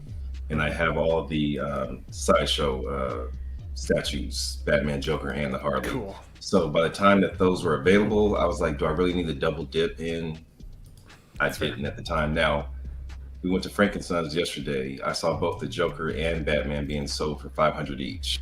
And I was like, well, damn, maybe I should have picked them up. Yeah, because they were going for, I think, $225 on the lower. Correct. So, Damn. but I see Man-Bat, and I believe I have the whole line of Funko Pops for the animated series still. But I believe I have Man-Bat covered in that. But just to see this, I was like, that's dope. And I love how they always add the accents to make it look like it's just off the show. Yeah. Like you can, it's as if you can really see the wings, with those I won't Just say like the cell shading? hinges, but correct. Yeah. So, but and then like you always get that blue accent on Batman, so as if you can see the shadows on his cape. But so I've always liked him from a distance. I've just never, because again, I wish I was more like Shane. I have a completion problem, so if I open one door, I'll fall into a hole. So I've learned just not to open doors. Period. So I just appreciate these from a distance. That is fair. No, and easy to do because these are pretty cool, especially when it comes to Mondo joints. Because I know for me, like even though despite everybody knows that I like joints in real life, but on my figures, not as much. So, but the animated series, I'm okay to pass on when it comes to the joints because they look pretty cool. What about you, Eddie or Thomas? Any takes on these guys, or do you want to move on to the next one? Go ahead, Eddie, Tom. you want to go? Okay. I like the Man-Bat. I really do. I think he's pretty cool, and I think out of all of them, because I also do like things that are not as well known or as often seen. I like that representation. Plus, I mean, with this one, being that it has so many joints and it really looks like a toy, I would be more inclined to play with this. That as opposed to just putting it up for display. That will be something that just like I take it, it's like, fly around, Man-Bat, or just have a good time with it. So I would really, I'm really digging that. You kind of got me thinking about looking into that because I really like that Man-Bat. It's like I got Classy Thomas at the top of a slide and my foot on his back. It's like you can do it, bud. Don't worry about it. You know what though? Some good content, Thomas. I would tune in to watch you like play with some of these toys and just like have a good time because your imagination is a pretty solid one, buddy. So it's something to consider. I may have to consider that for my stream. There you go. Yeah, I love that. I really do like Man-Bat. That's awesome. Eddie, I know you had said on Collecting Weekly earlier in the week that you really liked the Logan figure. Now that you've seen some of these other guys and had some time to digest on it, what are your final takes? I really do like that figure. I want that.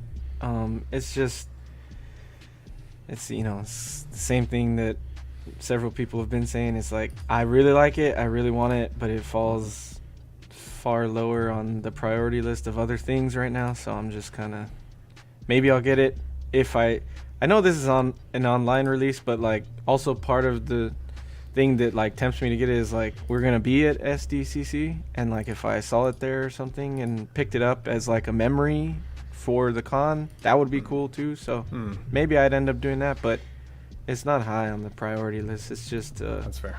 it's just a cool character and a cool version of it, Those are some of my favorite types of pickups, though, when you go to like a con Yeah. and you find a toy booth and you're like, oh, I'm going home with that. Actually, I think it was you, Calvin, that had mentioned the figure pins that you'd come back with recently, and liking some of those with Lael, and those are badass.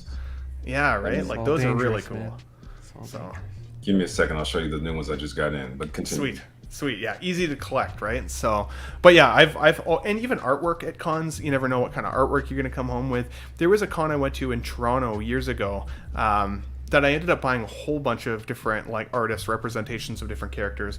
But at the time, I like had a bedroom in a small apartment, like I barely had any space. So Yeah. they sat sandwiched in cardboard for, I'm not kidding, about 8 years until I got one of my first apartments like on my own and had like a collecting room, and I was able to get those out. But they traveled around with me for 8 years before I finally got them out of the box. Oh, but dude, there's I some have- cool shit. I have tubes that have been there for like years, and CC always gives me shit because like you're not supposed to keep them in there that long, I guess. And then like No. I finally got a portfolio, like one of those big for prints and stuff. So I have that, but they're just sitting in there. Like I need to get them framed and put them on the wall somewhere.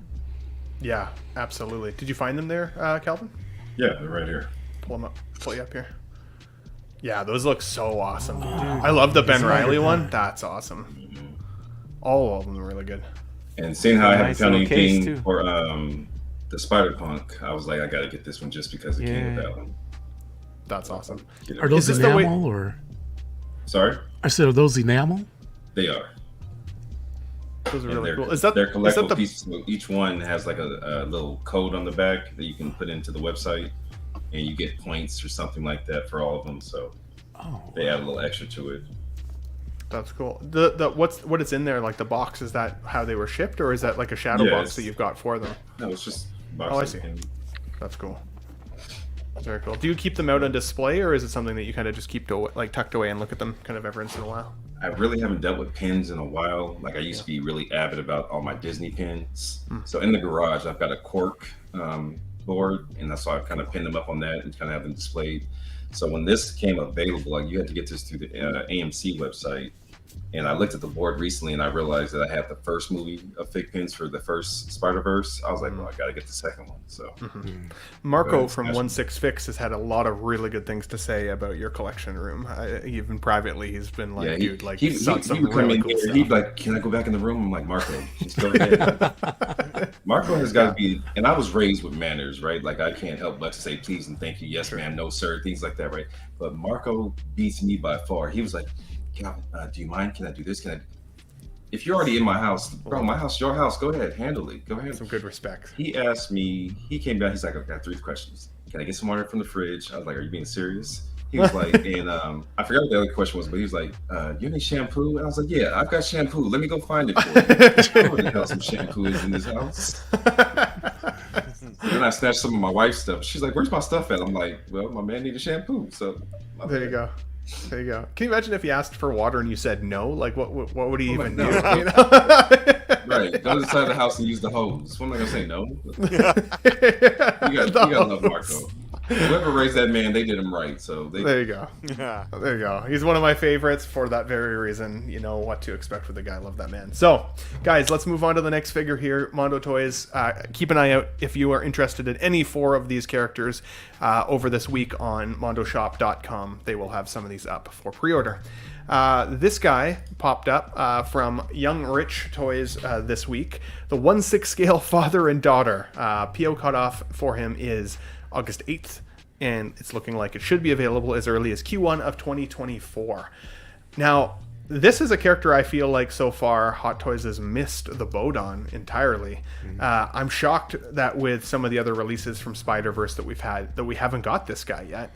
And I know that the other Young Rich versions of Miles have been hot and cold for some collectors, depending on what your take is on figures just in general. There's been some people who loved them, people who didn't. I think this looks pretty good as Ben B. Parker. I think it looks Peter B. Parker, I should say. I think this looks just like the movie. So good job, Young Rich Toys, at least from their solicitation photos.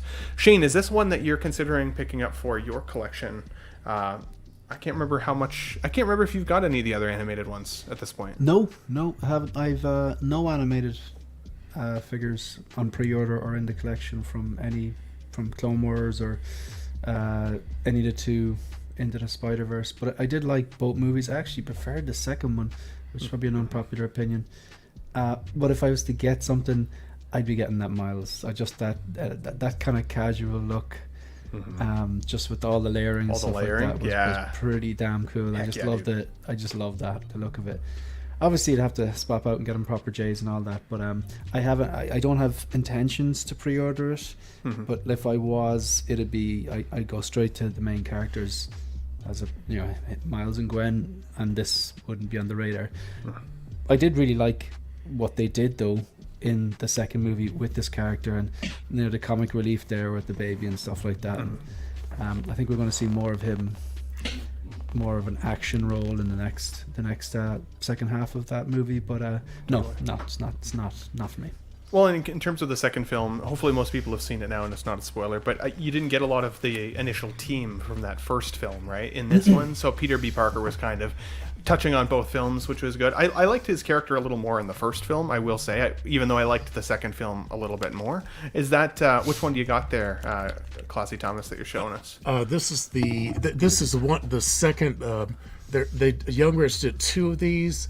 And I can't remember which one this is, but this is the one that came with the full suit. The other one is the one where I think he has a donut. He has one shoe, one sneaker, one boot, and I love these Young Rich cartoon based figures. They do an excellent job on these. Does he got a little bit of a gut on him? Because in the film he did. So does he? Yeah. Okay. There you go. A little punch. Yeah. There you go. You love to see it. I mean, I think this is pretty cool. Big Dog Pound here in the chat is saying, "Is 1/6 kit safe to pre-order?"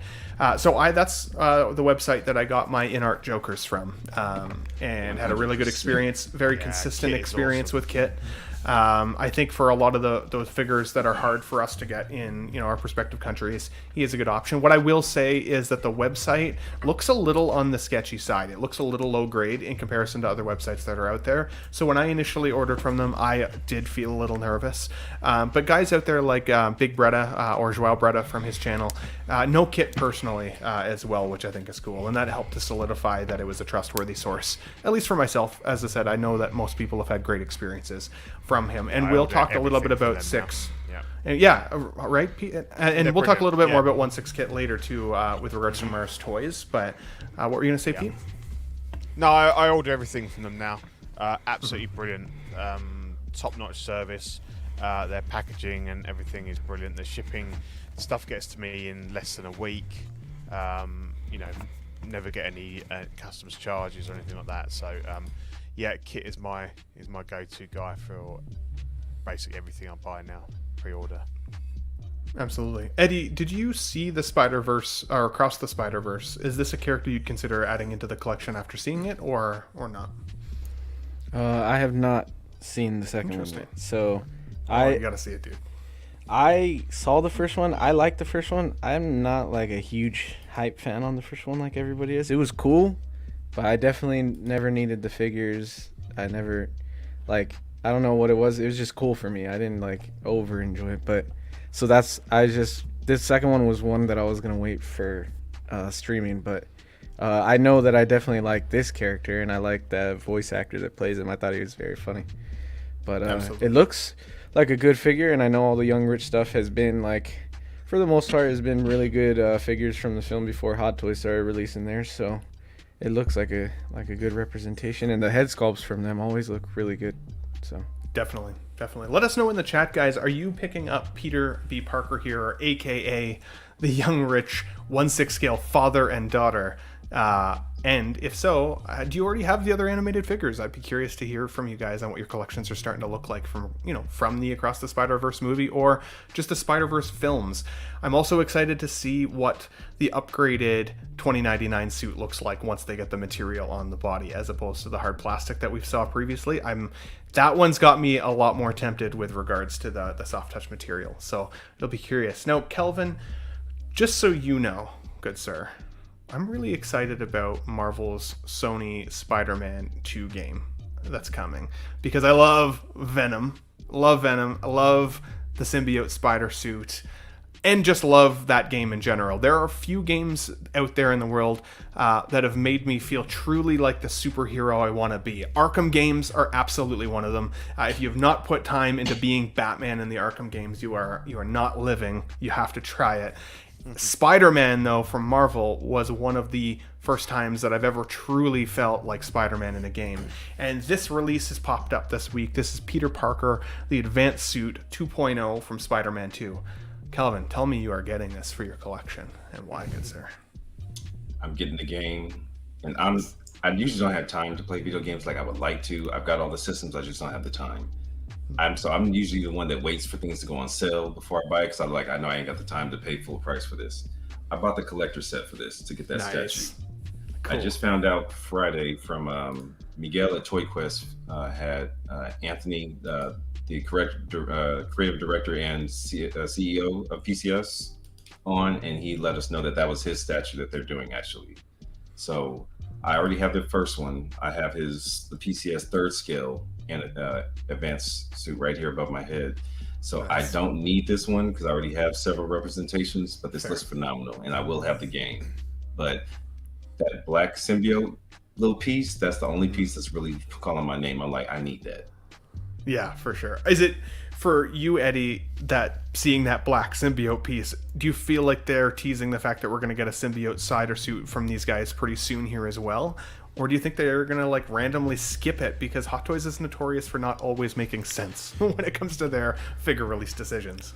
I feel like they got to, right? Like, it seems like the most hype version of this new game, and Spider-Man is kind of their new Iron Man lately, or at least it seemed like that was the plan. So I would think that it's definitely a tease. It was just interesting because I've never seen anything in the comics. I haven't read a lot, but I did recently go back and read like the beginning of Venom and all that, But it's interesting that he's using it as like an attachment or something. Like usually if the symbiote's on him, he's either fully covered or it's on Eddie Brock or whatever, and it's Venom. But like, so I'm wondering if in the game you're going to be able to use the symbiote as an attachment as like a power or something without being fully covered in it. I thought that was interesting. For sure.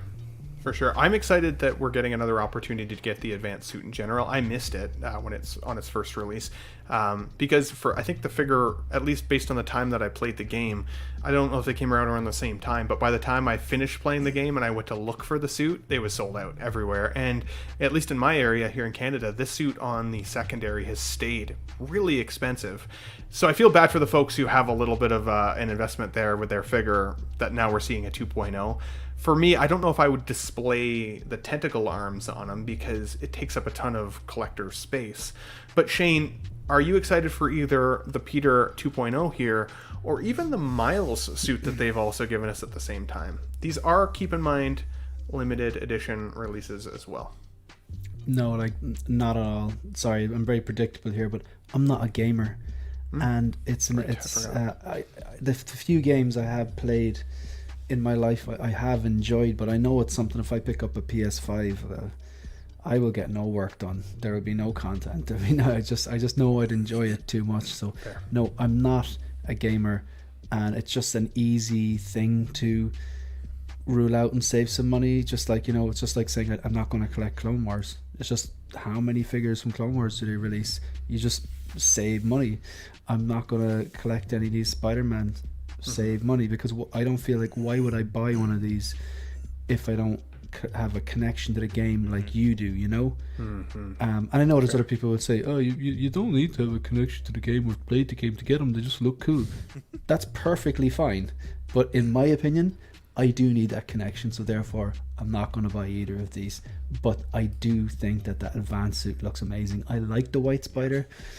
A lot of people don't. I think it looks great, but no, not for me. I am loving that they're finally giving us some new webbing accessories. It feels like every Spider-Man I've had for the last 2 years has had about the same set of webs. So that's kind of nice. My Spider-Man that I've got right now is displayed with some webbing. So I do use these accessories, unlike electricity effects that we get with other, Hot Toys out there. I've never liked the electricity effect look. But the webbing, there's some cool stuff you can do with a Spider-Man figure. Pete, keeping in mind that this is a limited edition releases as well, do either of these tickle your fancy, good sir, with regards to your collection or collecting in general? A bit like Shane. I mean, I have gamed. I have been a gamer in my youth, but then I kind of became a family man, and I game with my son, but obviously not to the same kind of level as I would have done back in the day. So again, I do appreciate these figures. I've always liked the advanced suit. I always liked the white on it. I thought that really popped, and I came close to buying it on a few occasions. I ended up actually, my one and only Spider-Man representation is actually from the first game, but not for any reasons other than it's the classic suit Spider-Man. And for me, I just wanted a real kind of comic book classic representation, and that figure is fantastic. So it's not because I played the game or anything like that. And I did have the Miles from the game as well, and that the first one, not the one with his civvy stuff, but with the with the cat and everything. And that it was a great figure. Again, the bodega suit, was it? The bodega suit? That's it. Yeah.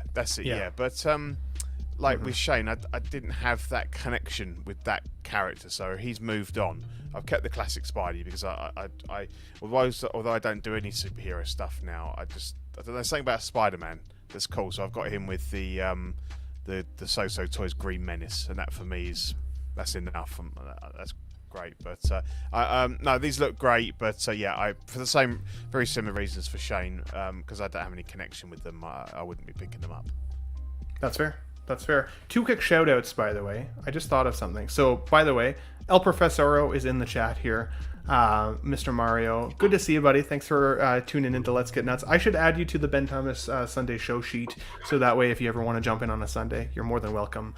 Everybody, Mario just hit 1,000 subscribers recently on his YouTube channel. If you guys are watching and you have not subscribed to El Profesoro, make sure you head over there. Lovely guy, takes a lot of time with everybody to help them with their own content as well as his own. So good stuff, good guy. And clearly the hookup when it comes to Disney is like the guy everybody connects with down that way. I would love to go with you and Eddie and all those guys at some point. Especially now that I'm a bachelor, I can heck with it. I'll just jump on a plane and go to Disney with you guys. Sounds fun. And then the other shout out I forgot to mention last week. So I need a collective congratulations in the chat from everybody. Pete got married a weekend or two ago now, on the weekend that we missed the Let's Get Nuts show because I was moving. He also got married, so congratulations to Pete for that, buddy. I forgot to say that last week. So, no, I appreciate that, Ben. Thanks very much. That's awesome. Congrats. Thank you, guys. Yeah. For sure. Cheers. For sure. And congrats to your wife for supporting you in your collection as well. You gotta keep her if that's the case. So. Yeah, putting up with it. Yeah. It came with me. I was already hooked. So it's an acceptable part of our arrangement. But it was nice. It's it's been a long time coming, but it kind of I think it's sort of the right time really. So it's good. Real That's quick, awesome, Pete. dude. So I've got 5 years next month coming in. So they love to hit you with the happy wife, happy life, happy spouse, happy house. Make sure it's for both of you. That one-way road doesn't work for me. So I'm like, we both got to be happy in here. So happy spouse, happy house. because they'd be quick I to like be like, it. "Happy wife." Nah. Yeah. So just Calvin's if anybody- favorite if anybody phrase. come- Nobody comes But to I'm you your like, wife. right? Yeah. Man, I'm like, as if that negates you're a husband. Like, so what am Yeah, I? Just yeah, child litter here? Again, isn't that the same on both ends? But what do I know? So Yeah, that's awesome. Equal rights, equal fights, huh? One last question with regards to these here, guys, before we move on to the next subject. Because Dog Pound says, Trimble Dust, I hope they handle this release better than the Wonder Woman drop. Shane, Pete, Thomas, Eddie, Calvin, any of you guys can comment on this one. What is your favorite way to deal with a limited release order when it comes to like figure collecting? Do you prefer the lottery system, or do you prefer being first in line, sitting at the computer and, hitting that pre-order button until it connects to you? What is your preferred method, Pete? What do you think? I don't buy them, so I couldn't. Like I said, I couldn't deal with that with the heartache of it. And luckily for me, they've never done it with an OT Star Wars figure that I really want. So I can just sit back and say, yeah, knock yourselves out, guys, because I'm not wasting my time doing that. Absolutely. Yeah. So. What about you, Shane? Figure lottery, standing in line, waiting, hitting that pre-order button, maybe a timed edition like Mondo is doing, or like we saw from InArt with the Joker. We all know who that went, but still. What's your thoughts? What are your favorites? Kind of like Pete, I don't buy them because I've yet for them to do one that I'm like, oh, I really need that. Mm-hmm. But when I do, I'm just going to wait because you'll get them elsewhere. You will. Like, someone's going to be hawking them on buy, sell, trade group, or the price will skyrocket up, and a lot of the times they just like drop down again. Didn't the Churro Spider-Man go up to like $1,000 and then eventually it dropped down again? It might not have gone down to retail, but it went down to a lot, all those less old than like Iron $8. Men now. People can't get rid of them. That's right. Yeah, I would definitely. I don't think I would. To answer your question, I think the lottery system is probably fairer, because then you don't have to worry about, their Sideshow's site going down or anything like that. At least there's, you pick a number, and if your name, the lottery system, you get an email, and if you want it, get it. I think that's fairer. But I think I'd go HK. If there was something I really wanted, I'd reach out to Lion Rock or something like that and see.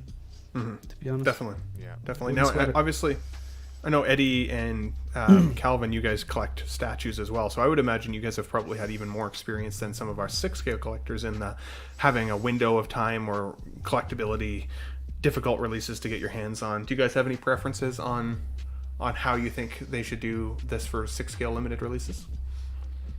I don't think statues are that hard to get limited wise. Like, yeah, they're limited, but they're also more expensive, so I feel like you still have a good amount of time to order. Like, the very least you have a couple months before it'll sell out, or like the J&D stuff sells out like the first day, but it's usually just from themselves. The distributors still have them, so you have time with statues to make a decision. It's actually harder with the hot toy stuff. But I don't have much experience ordering limited hot toy things, because like Shane and Pete, like I'm usually not interested in most of the limited figures, but I have experience like with Funko Pops when I did that back in the day. Like, I'd have to wait in line for a couple hours, get that stuff. I don't really know what's the best way to do it. I feel like someone will always get upset about something at some point, so I don't know. It's hard to say. Like, I prefer the timed windows.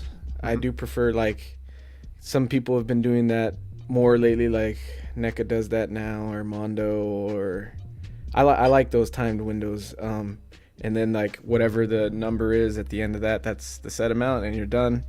I thought that was cool when InArt was doing it, even though they kind of went away from it, but I've always preferred that sort of system for limited. So absolutely, dude, absolutely. Kelvin, any thoughts there? Final thoughts on this topic before we move on? I second with Eddie as far as the statues. I've never been like into one of the statues that are like just can't be obtained. As far as these releases, I had to get my hands on the Spider-Man. It was a Disneyland release, so I had to do that. And the only other one that I really went after was the stealth suit cap, because I have the Infinity Endgame pretty much fully assembled up there. Um, just like Shane said, I waited about a month, 2 months, and it came basically back down to retail. So I just snatched it up at that point. If it's an extra 40, $50 over sometimes, I'm like, that's a little tax. Somebody else went through the headache of getting it and acquiring it. I'll get it here with a leisure. So be it, a couple extra bucks, but I don't see this that big of a deal. Fair enough. No, all good points, guys. Honestly, I think collectability stresses me out sometimes. While I'm a collector and I want these things, when I want it, I want it. I don't necessarily want to fight other people for it. But there is something to be said about having something in your collection, that one piece that other people can't get. It does feel good when you can achieve it. It feels like crap when you miss on it. And the lottery system, I think, would be my favorite way, either that or the timed window. The time window, I like that they do that for Mondo so that it gives you a little bit of time to think about getting it, put some funds aside for it if you want it, lock it in. And if you miss your window, you're shit out of luck. Way she goes. Ben.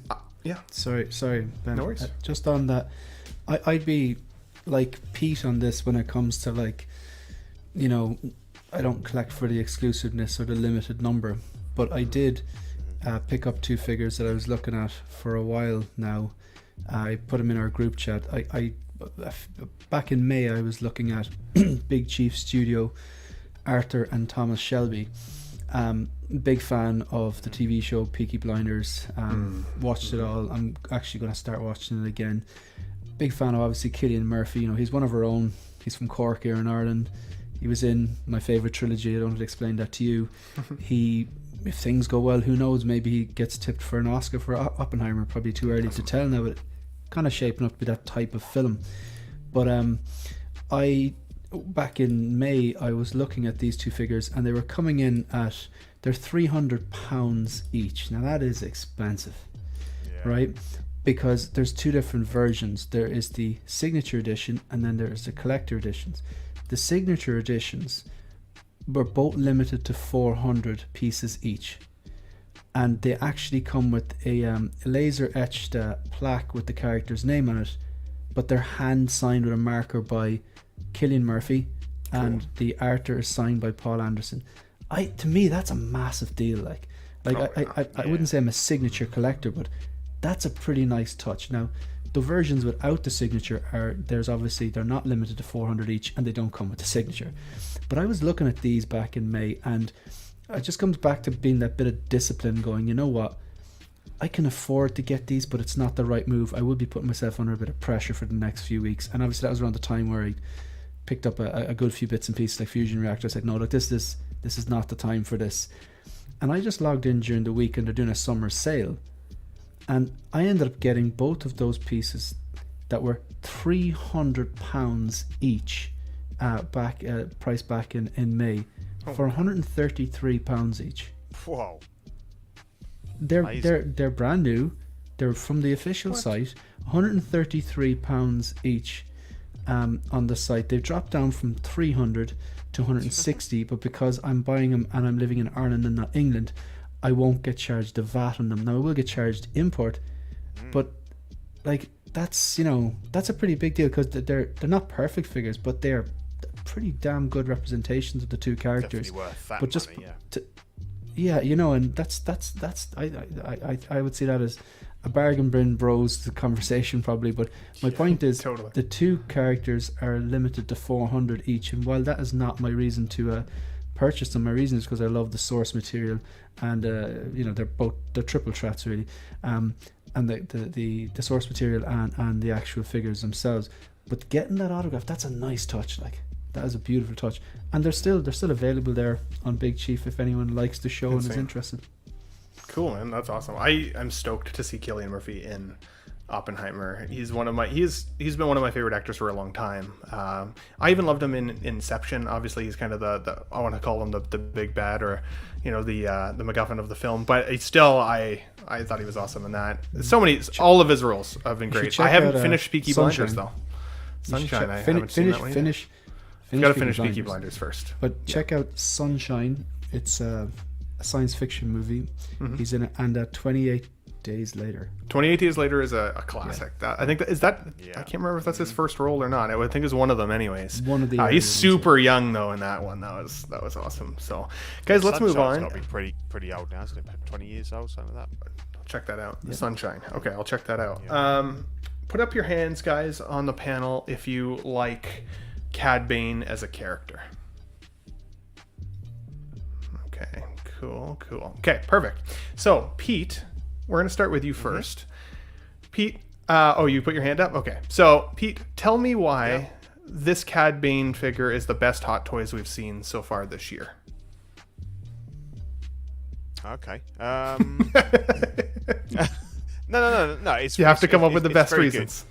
Okay. Tell him, Pete, it's not. Yeah. That little robot guy is really cool.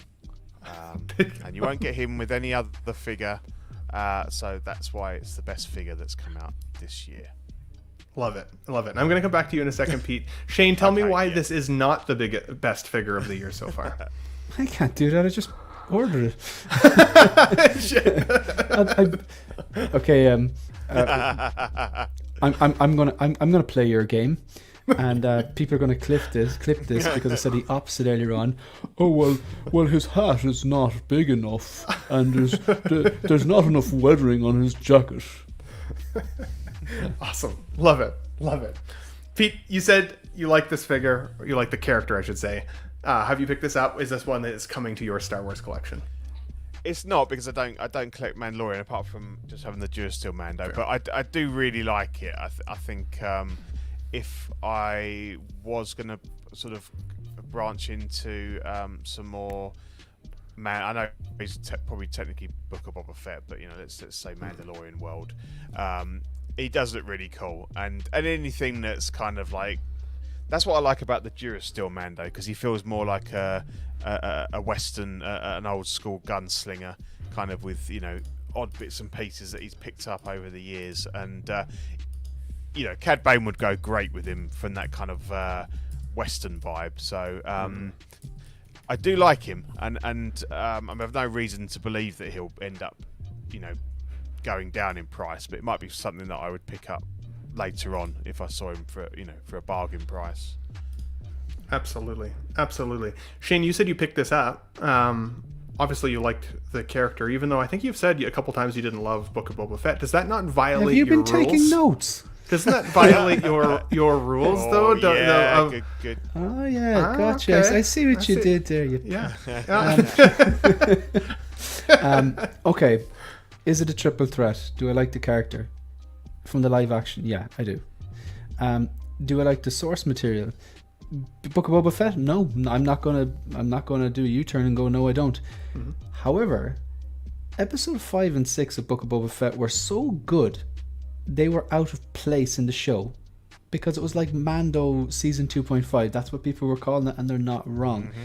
This scene, though, like if we want to narrow it down to the source material, all the scenes of Cad were great, but this scene where he walks out of the desert, or that scene should say, when he walks out of the desert, and the dialogue and the tension between himself and Cobb Vanth, it was out of place good, and it captivated me. So the source material, this scene alone sold me on this figure. So I would argue that I do like the source material. And do I like this version? Even though he's got the smallest hat in history, yes, I do. This is the live action version. This is what we get. It goes back to the point earlier on about things not translating directly from animated to TV show. I think if he had the same proportion hat in the live action, I think it would look out of place, personally. So yes, this is a triple threat. Really looking forward to getting this piece. It's going to stand out. It's got the height. It's got the blue face. It's got the red eyes. It's got the tailoring. Name a figure with a trench coat that is not good, or doesn't have some sort of presence. I'd have to think about it. I'll get back to you on Let's Get Nuts next Kyle week. Reese, Nightmare Batman, Doc Ock, trench coats, man, they're just cool. They are cool. And you're getting some love in the chat here. Mike Latoris here says, I'll give Shane the loophole there. This was Mando in my head, not Boba. Yeah. Jose says, Shane, this justification needs to be in place for all figures moving forward. But he would explode in terms of his collection. He's got to keep himself in check in some way or another. I'll still be here in 5 years. There you go. Read between the lines, guys. You're not going to burn yourself out. Classy Thomas, is this coming to your collection, buddy? Why or why not?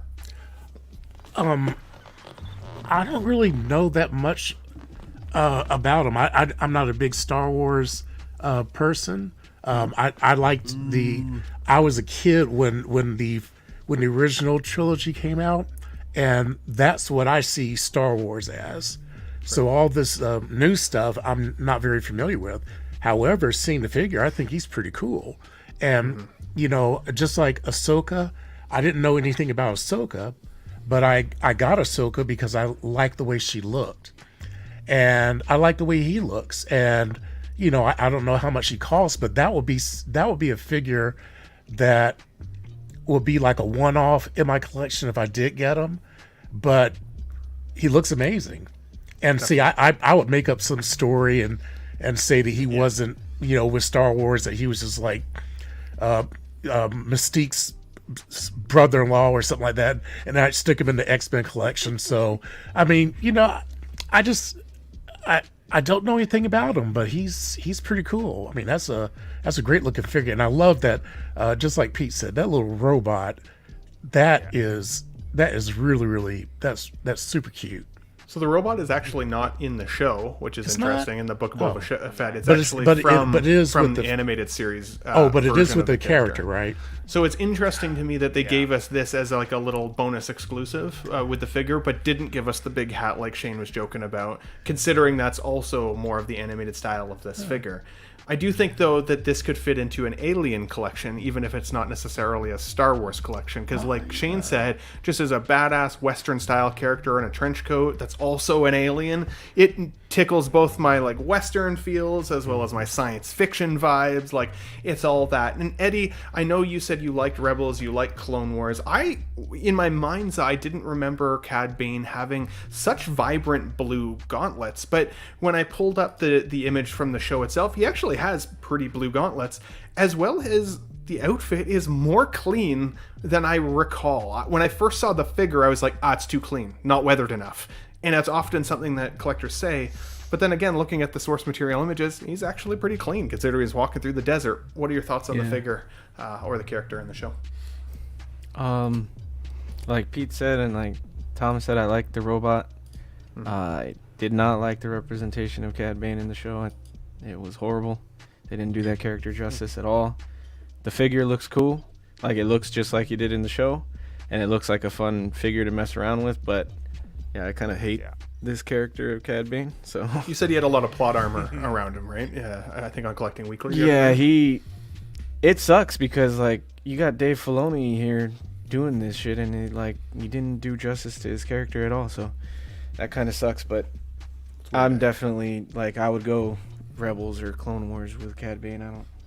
This is fucking abomination for me. So. Yeah, I didn't even like the way that he ended up looking in live action, with his short, fat head and his hat, and I thought it looked stupid. So. Eddie, tell us how you really feel. You always get that with me, man. That's why I love you guys as panelists. You have to say what you're really feeling. Tony Marine here says Inspector Gadget was a non-cool character who wore a trench coat. I disagree. I liked Inspector Gadget as a false. kid.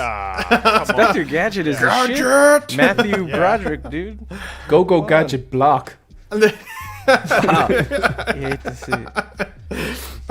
That's awesome. Calvin, what are your thoughts on either Go Gadget as a cool-ass character in a trench coat or Cad Bane from Hot Toys here and the character in Book of Boba Fett? Book of Boba Fett, not Boga Fett. There you go. I don't know, Rebels or wherever this is originally from. I only know it from those two episodes of Boba Fett. Again, I think of that as Mando Extra 2.0 or 2.5, whatever you want to call it. But this character was phenomenal. From the moment he hit the screen, I was like, he's about business. He's about to fuck somebody up. He's playing. So from that representation, I was like, I think I want that. And like you guys have said, a blue red-eye alien. Mm-hmm.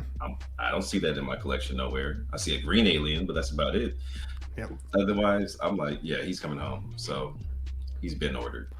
The more I've looked at this figure, the more I think I have to have it. It is really, really cool, really unique. And as I said, I'm kind of like you, Calvin. I've finished 2 seasons of Clone Wars so far, so I'm about to get into the third, but the second season really fatigued me. I had a hard time getting through it. People tell me after the second season ends, it starts to really pick up some steam, so I'm excited to still dive back into it. And I haven't watched Rebels yet. I'm going to watch Rebels after Clone Wars, so I'm hoping to develop more love for the character. But as a 6-scale release, I think it's pretty cool. I think it's going to be a chase figure down the line when eventually this guy is long sold out and hard to find. The height of the character being 13 inches is a little on the tall side, so I'm happy my Billies have enough display space, compose them in there still comfortably. But I know obviously for some people when it comes to OCDness and all of the things, sometimes differences in scale, even if it's accurate to the character, can throw the eye off. I know I felt that way when I first got my Thanos figure in along with all of my other 6-scale releases. For some reason he just felt too big, even though Thanos is a big dude. But the other Hot Toys release that we had come out, and then we're going to talk about a little bit about Mars Toys news before we end the show, is of course the Bark Speeder figure here from Hot Toys, as well as the clones themselves. Let me get these names here. So this is the 1/6 Heavy Weapons clone Heavy Weapons clone trooper and Bark Speeder with sidecar. Guys, for me, this is just not for me. I don't collect Star Wars vehicles. I don't think that I will pick this up. I don't feel the need to buy clones because, again, I'm still just diving into the Clone Wars series now. While I think the clones are cool, and I've always liked clone armor. Wait a minute. Did he say... What did he say right now? Did he say wars or whores? I definitely did not say Clone Wars. Okay. Check the tape, bro. Check the tape. I do happen to say things sometimes, it just rolls off the tongue. So, Pete, are you going to pick up any of these Clone Wars or not for your Hot Toys collection? There it was again. What the fuck? He saw them all. He saw them all in Las Vegas. No horse for my collection. No, I really don't like these. I mean, I'm very fatigued by all the clones, and as a vehicle, it just looks awful to me. It's not even got any. Yeah, it does nothing for me whatsoever. So yeah, I'd probably, I'd run a mile from these things. Yeah, definitely. For sure. It just doesn't have the appeal to me for nostalgia yet. But Shane, did these appeal to your nostalgia at all? I don't think you've watched the animated series. You were saying, eh? I was watching it today, man. I'm determined to get through it. You're determined? I'm nearly finished season 4, and I've been told 5, 6, 7 is fantastic. So see, I was told it gets better after season 2. The shit's changing all the time. I'm like, you're gonna watch another 2 seasons before. Are you watching it? Or are you like, is it on while you're doing the dishes? No, I sit there with my Canadian green and a snack of chocolate almonds. You're high, maybe and that's I the dive problem. right into it. No, that usually helps shows, not hinders them. To be honest, like some of those episodes, Eddie, I wish I was high. Well, the R2D2 and the C3PO stuff for sure. Yeah. No, absolutely. I'm getting through them. I'm determined because I've just heard nothing but you have to watch it for Ahsoka's arc, and a lot of the people are saying season 5, 6, 7 is where it really comes home. So hopefully get that payoff. If I don't, I'm going to be pissed. It's a lot of time to commit to, honestly. It is, man. But I like completing things. I just like just do things right. But it's again just comes back to survival in this hobby. So many releases from Hot Toys are Clone Wars now. There's a clone for there's any amount of them. So ruling out lines is a good way of surviving. So when I see these releases, I go, oh great, Clone Wars, yeah, it looks cool, yeah, my wallet is safe. And that's exactly how I feel about this. It looks cool, but wallet's safe. Absolutely. Hellbeetle says, definitely not going down the Clone Wars rabbit hole, but happy for those getting all the Clone Wars love. Yeah, 100%. I mean, if this is one of those things that you love, I mean, man, the collection is going to start getting vast for people real quick, right? But that's a good thing. That's how figure collecting should be. If you want something, you should be able to get it. To be honest, forgot this was even coming. When it popped up on the feed this week, I was like, oh yeah, that was released, or that was pre-ordered a while ago. Yeah, totally forgot. Michael Taurus also says, got both barks ordered, naively purchased from Toys Wonderland, if I'll get it land, because it was the first week of collecting and I didn't know any better. I don't want to say too much about the Devil's Workshop other than the fact that anytime I've ever ordered from them, my stuff did come, but I've seen that a lot of people have not had that experience, which makes me a little gun shy going forward. It's honestly the reason now that if I'm going to order overseas, I'll go through 1/6 kit, because it seems to me that the experience from them is pretty consistent and people are happy, I would say, most of the time. What about you, Thomas? I know you said you're not a big Star Wars guy. Why do you think people should consider buying this for the collection if it wasn't going to come to your collection?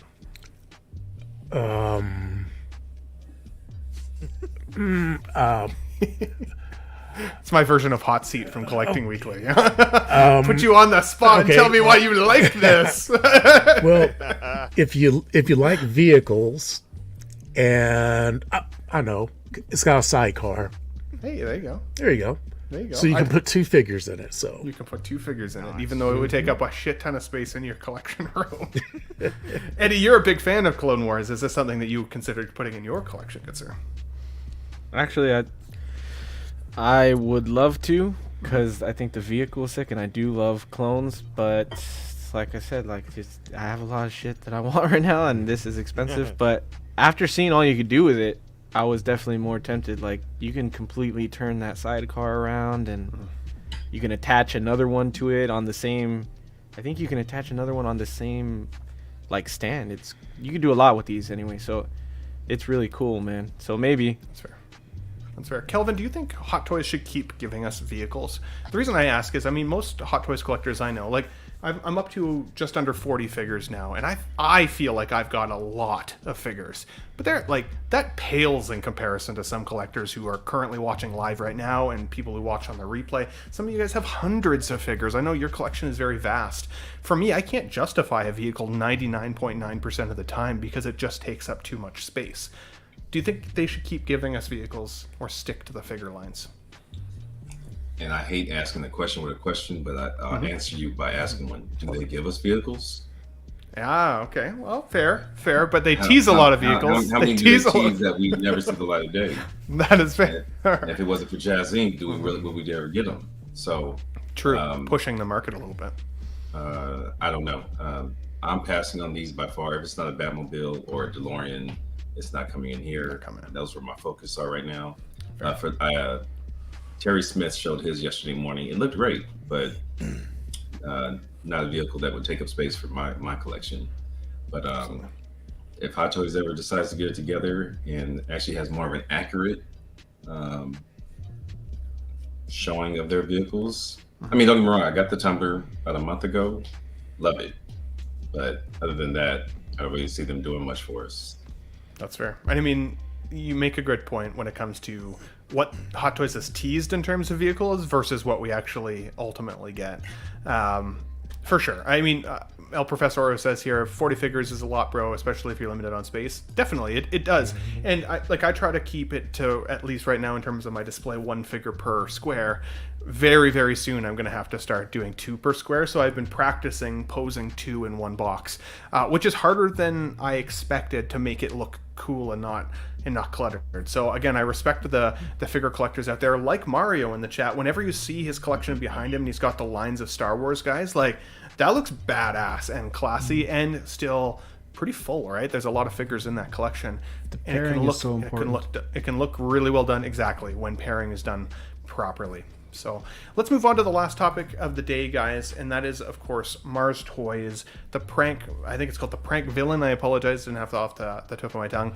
And before I give you my thoughts here, we've got Mike Latoris, such a great name, by the way. I can't believe he's watching this with his wife, by the way. Mike Latoris in the chat. I ordered second batch today. Any tips on when to reach out with a $2 super bomb? And for that, good sir, you are deserving of this. What? Did we just become best friends? Yep. Thank you for the super chat, good sir. Do you guys have any tips on second batch? How long you should wait to reach out? Yeah, go ahead. He's talking about Toys Wonderland, so I would first of all email them and just say, just don't be blunt. Just, this is the order number. Ship this. right? You'll get your generic email back, but then a few days later, someone will give you some sort of an excuse. At that point, like if it has passed the date that they quote you, say, again, this is the order number, ship this, and the next line under that, I'm contacting my credit card company. Have it that explicit. I've tried it before. It's worked 2 or 3 times. I don't buy from anymore, but during the time I did, that was the one where you got a bit of action. I'm contacting my credit card company if it doesn't get shipped. Usually you get the notification after that. It's too bad it has to come down to almost a threat in that sense to get service. That is unfortunate, right? And not a stress that any collector should have to go through. These are supposed to be professional companies, but even still, clearly, sometimes the facade of professionalism is stronger than the will themselves. So, but Mike, hope that answered your question, buddy. Thank you again for the $2 super bomb. I appreciate it. With regards to Mars Toys here, so what we are seeing on the top picture is the Gen 1 or the version 1 of the Prankster, or the essentially Joker, the Romero Joker from the 66 Batman show from Mars Toys. In that figure release, when it initially came out, we see that the tailoring up around the collar is pretty solid. The buttons on the jacket button up. And then this guy pretty much sold out like right away, because I mean this figure had some of the most hype I've ever seen for a figure release, to the point where even though I'm not a 66 Joker fan necessarily, even I was like, man, in terms of figure artistry, this looks awesome. Like maybe I should consider it for the collection. And what a popping figure. Like anybody who puts this in the collection is going to look beautiful. Then they said they were going to release a second batch of these guys. And from what we've seen of collectors getting this in hand up till now, you're seeing that the tailoring is quite a bit different, as well as reports on the body being a downgrade, kind of squeaky, loose joints. The jacket doesn't do up in certain areas. You can see around the collar, it's a big chunkier square collar versus the trim style one of the first version. And so a lot of people were really upset naturally, really quickly, because you think a second batch should technically be as close to the first batch as possible. If they did it right the first time, why would they cheap out on the second It's run? come out so soon as well. It's not like Exactly. months or anything. Now there is an update since I posted this in the like in our slideshow the other day. There has been an update from 16 Kit, or Kit himself, which is why I said earlier we'd talk about him again. That Mars Toys is going through Kit and looking at replacements for some of this tailoring, but you will have to pay a $10 fee for shipping. So they are looking at giving you free replacements on some of the stuff that are being complained about, but. Like Pete, in terms of getting caught with your pants down, do you feel like Mars Toys was trying to slip a fast one past collectors at this point and downgrade, or do you think this is some kind of a QC oops that somehow just got through the system and now they're being called on it? I think it'd be very stupid if it was a deliberate cost saving thing, because they're just building up their reputation, and everyone's had nothing but great words to say for them. And something like this is a real, really going to drag them back down. Having said that, somebody said they got magnets instead of like pop studs buttons for the so that's a deliberate choice. Somebody's made that. That's not a QC issue. Now they might have felt that they were actually improving it. I don't know, but it's very odd, and I know it's happened with some other figures. Like I know the Sideshow Mythos Obi-Wan 6 scale was a real downgrade with the body and bits and pieces, but that was quite a long time after the original one came out. This one, it's literally, I mean, I only had this, I got my first batch one about say a month ago, 6 weeks ago. Sold it on already, but it's not like it's, you just think they just go, yeah, let's just run another however many and not change anything. So I'm a bit confused as to why this has happened, to be honest. And they should be doing it completely free, to be honest. They shouldn't be charging anybody any extra. Do you think that who's going to want to buy these if they haven't got the figure? Well, that's so it's.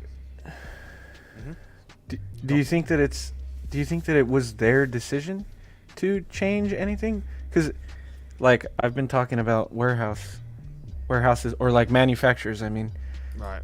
With statues and things, and like, what if and I've had this happen with clothing before, where I've ordered clothing from a company, they switched the manufacturer that made the clothing for them, and they changed the material without even telling the people that were selling it. Yeah, that's like awful.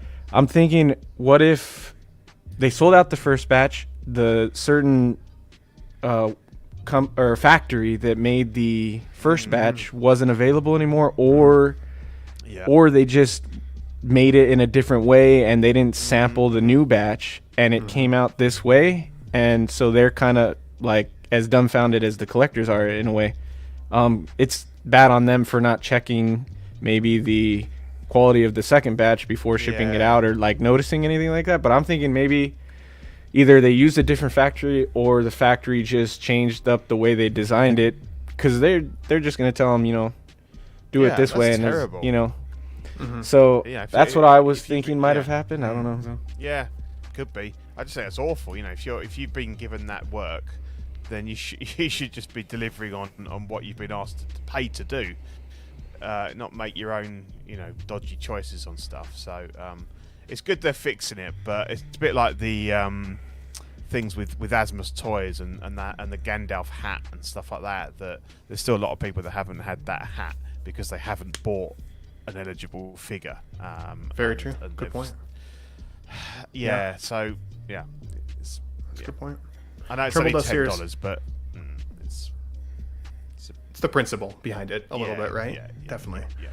Trembledust says here, props to Mars for actually making the shirt and vest from the original available for free on kit, plus $10 for shipping. I don't think $10 is make or break. It sucks that it sucks that collectors who are excited about getting this in hand now have to worry. Am I going to get the first version? Am I going to get this kind of what feels like a downgrade? I know some people have said this went from an A figure to a D figure. I think that's a little dramatic, but I mean, still, I can see why people would feel upset.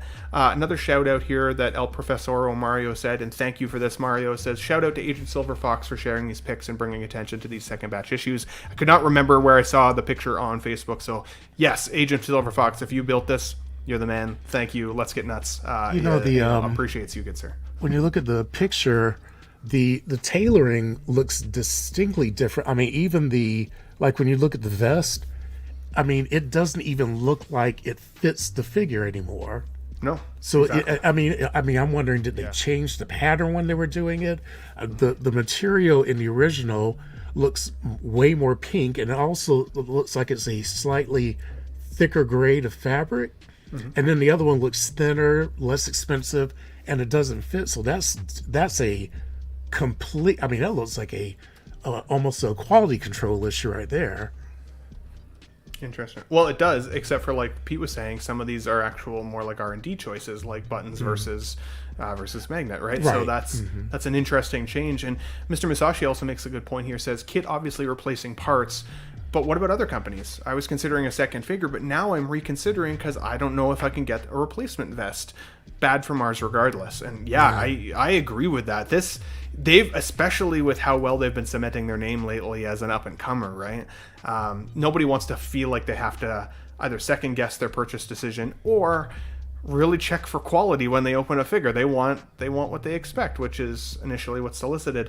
Shane, do you have any final thoughts on this challenge with Mars Toys, or the route that they're going to replace these issues? Well, first of all, Ian Agent Silver Fox is on my channel tomorrow on the Hope Show, so he messaged me about these. Also, Brandon Salad had issues with a second batch, the joints. He had put up a video where he held up the joints, the arms, and there was flopping down. So yeah, it's unfortunate. Like, look, I don't have any third party figures in the collection. I have had some, but I've got rid of them. I think this 66, the first batch one, when I saw it, it's one of the most impressive third party figures that I've seen, and it was great to see something of such high quality come from an unlicensed company. This is a blow, and I'm kind of, again, maybe it's a European thing or something like that, but I'm siding with Pete on this. $10 is $10. If you paid for a second batch on the premise that it's going to be emulating what the first batch looked like, you shouldn't be out of pocket. I think that's a slippery slope we're going down. If it's only $10, but you're still paying an additional $10 then to get what everyone else had for X price. You know, it's great that they did a second batch. They didn't have to do that. But if you're going to do a second batch, people obviously, the demand was there based on quality of the first batch, so they got to keep that consistent.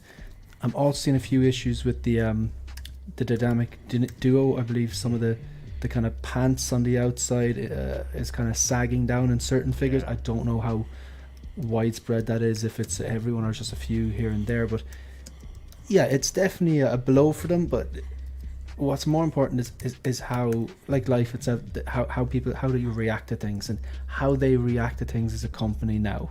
Like, it's not enough to put up a post and going, we've heard you, we're going to do better.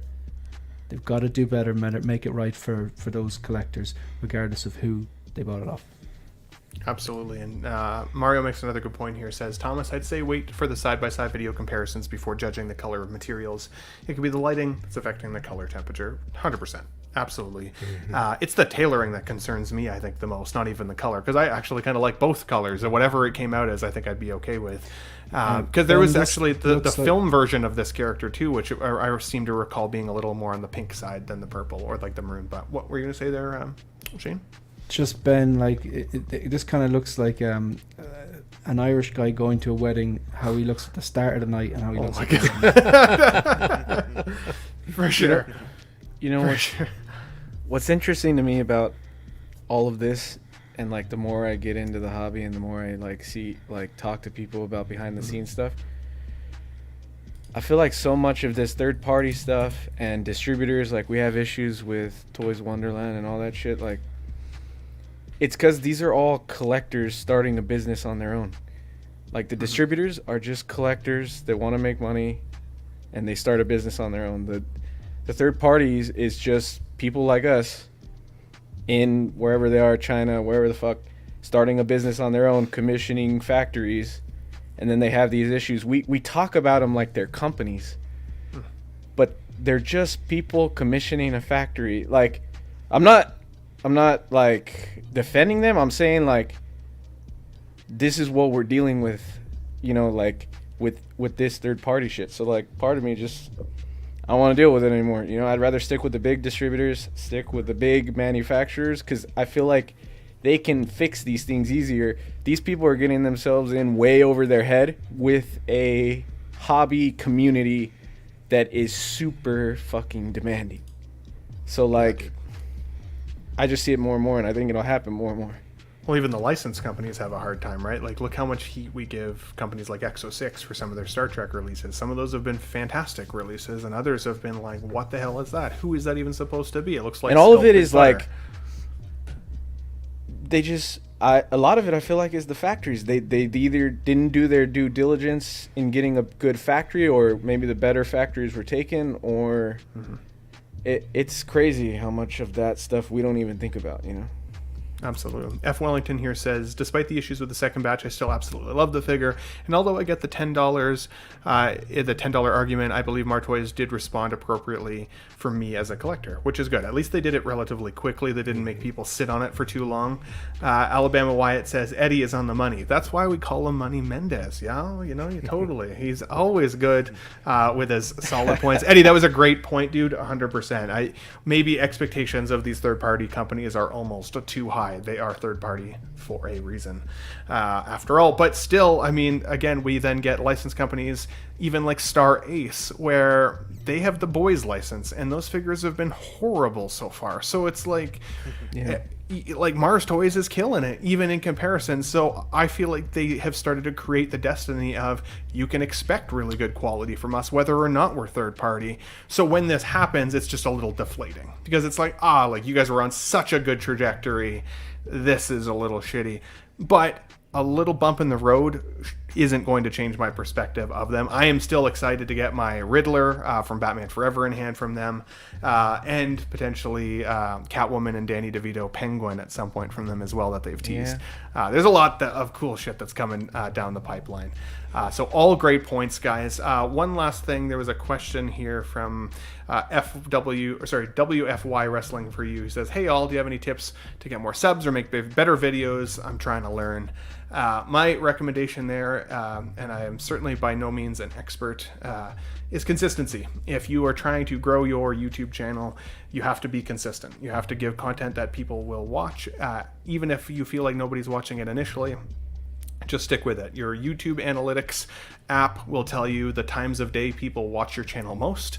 Post at those times, and you will start to grow a bit of a following. The other thing that I would say is if there are people in whatever you want to stream with, like I have here in the panel of guys with me that have already got a bit of a following, try to make friends with those people, because a good community will support each other. And just like we all do here in the panel, even the guys like Mario and those guys out in the chat, we all support each other when it comes to 6-scale collecting. So whatever you are interested in making your YouTube channel look like, consistency is key, and finding some friends that can help support you. Shane, you've got a bigger channel than I do now, with less videos, so you must have a better secret than I do. Anything I can take notes on from you before we finish the show today? I don't think there's too much between us, and I'm definitely not an expert, but bang out those shorts, man. The shorts help too. Yeah, sure. Bang out those shorts. The algorithm loves shorts. Like bang find out your your shorts. find your niche too.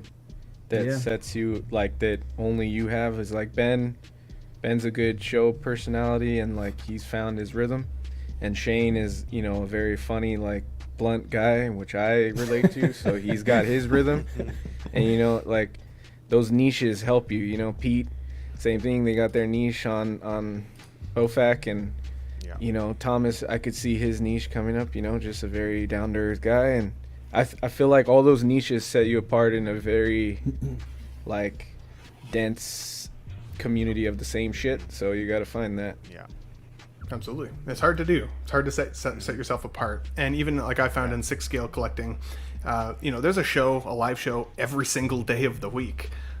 So if it's not a little unique, what's the point of people watching, right? So before we finish the show, Calvin, did you have any other final thoughts on the Mars Toys situation at all? We just talked a little bit about how they're resolving the situation. Anything that you wanted to address before we I finish up? skipped the 66 and the 22. So Gotcha. I hope everybody gets their situations resolved, and that's pretty much it. Hope for the best. Yeah. Fair enough. Mr. Pete, Only Fools in Collecting, a division of Collecting Weekly. You've been on the show virtually every show since Let's Get Nuts was inceptionized. Yep. Something like that.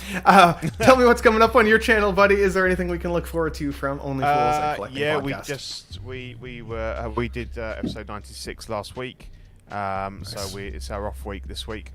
Small Talk will be up on Thursday. Back again the week after. Again, you know, I say every time we're closing in on that 100. Anybody that wants to come and join us, you're more than welcome. Awesome. It'd be good to have some, you know, as many guests as we can get on there. And I think we're going to kind of, you know, we're going to keep the news light for that 100 and have some real sort of discussion pieces that we can really get some good conversation going, I think.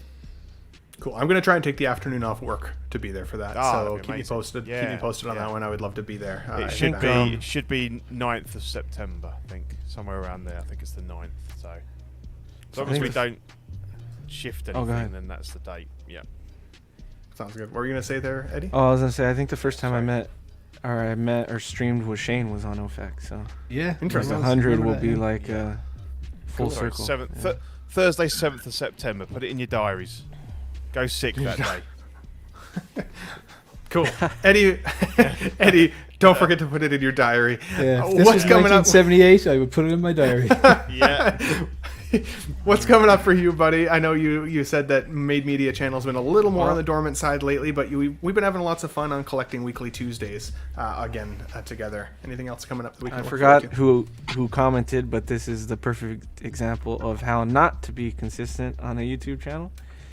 It would be my channel. So if you want to know how to do not well at all but still have people recognize you, just do exactly what the fuck I'm doing.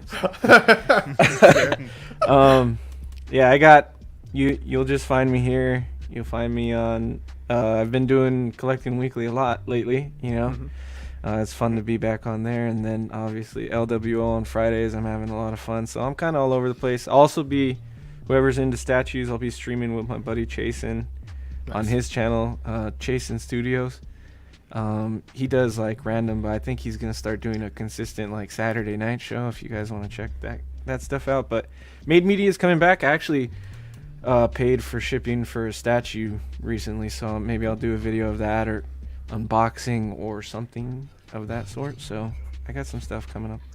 Very nice. Well, dude, thanks for coming back. Definitely appreciate you. You're always welcome here. So always keep me posted every weekend when you want to be here for Let's Get Nuts Sundays, and we will bring you back in every single time that you put your hand up. Mr. Classy Thomas, I apologize I didn't make a slide for you, good sir. That's a fail on Ben today. Oh, that's okay. Tell me what you got coming up on SpongeBob SquareBalls YouTube channel and what we can hope for and expect from you, good sir. Well, I don't have a specific thing planned for this week, but I started thinking. I said, "Oh wow, I actually do have more figures that are actually on display in Detolf's down in the infamous basement." So I may just go down into the basement and do a part 2, and I might actually take your advice and actually set up a white box and just have some playtime and just play with some figures and have a good time and make up stories with them. And I don't know, that takes me back to when I was a kid and just being able to use your imagination, and hopefully that will encourage people to realize that these are hot toys. I mean, you might as well play with them a little bit.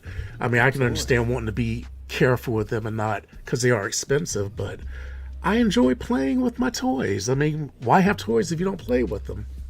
Heck yeah, dude. Well said. Well said. Mr. Thomas, Classy Thomas, SpongeBob SquareBalls, man. Love you, buddy. Thanks for coming back for another Sunday. Always good to have you. I like your takes. If you haven't had a chance, guys, 21 views is too low for a cool collection tour part 1. Make sure you head over and give him a like and a view on that. Let's get him some subscribers as well. See if we can get you to 100 at some point here. That would be Mr. great. Thomas. So now, Calvin, you don't have a YouTube channel, but you're probably still one of the hardest working live streamers on YouTube at this point, because you're in with all the guys, all the different channels, probably the most popular YouTuber in my opinion now. What's going on with you lately, buddy? Is there anything we can look forward to? Any upcoming appearances people can follow you at? I believe Say What Wednesday with Leo's channel. Nice. We'll be down at SDCC for the weekend with the guys, so gonna miss LWO this weekend. And wherever else I end up being invited. So I appreciate the invite and having me. I'm always trying to get on, but like I said, this is usually my wife's time, but she's out of town this weekend, so I was like, yeah, I'll jump on. I ain't got nobody to worry about right now. So heck yeah, dude. Just me and the dogs. So heck yeah. Well, I hope you had fun. Definitely awesome having you. I got to hit up Lael again soon too. It's been a while since I've done a Wednesday show night with him, so maybe I'll see if he can let me in the door at some point again. Of course, last but not least, 1 6-figure focus, Mr. Shane. You're just back from vacation. You're not sunburnt at all, but at least you're still jacked under that hoodie. Anything else coming up with you and your YouTube channel, good sir, that we can look forward to? And there is 90% rice and roti bread under this hoodie, I'll tell you that. I ate my body weight in prawns as well. It was fantastic. Very nice. I drank a lot of Lion beer. They have their beer over there. It's not bad. It's neutral. It's good. First of all, SpongeBob, I wasn't actually subscribed to you, and I subscribed to you on my own channel and my burner channel as well, so there's an extra 2 subs anyway. So yeah, thanks very much, Ben. It's always a great vibe on this show on Sundays, and it's a nice time to get on and have a chat. But yeah, look, I've a bunch of content in mind. I won't bore you with all the details, but the Hope Show is back live tomorrow at 8 p.m. Greenwich Mean Time, 3 p.m. Eastern Time, midday West Coast. And I have one idea for a video that I'm going to do tomorrow or the next day.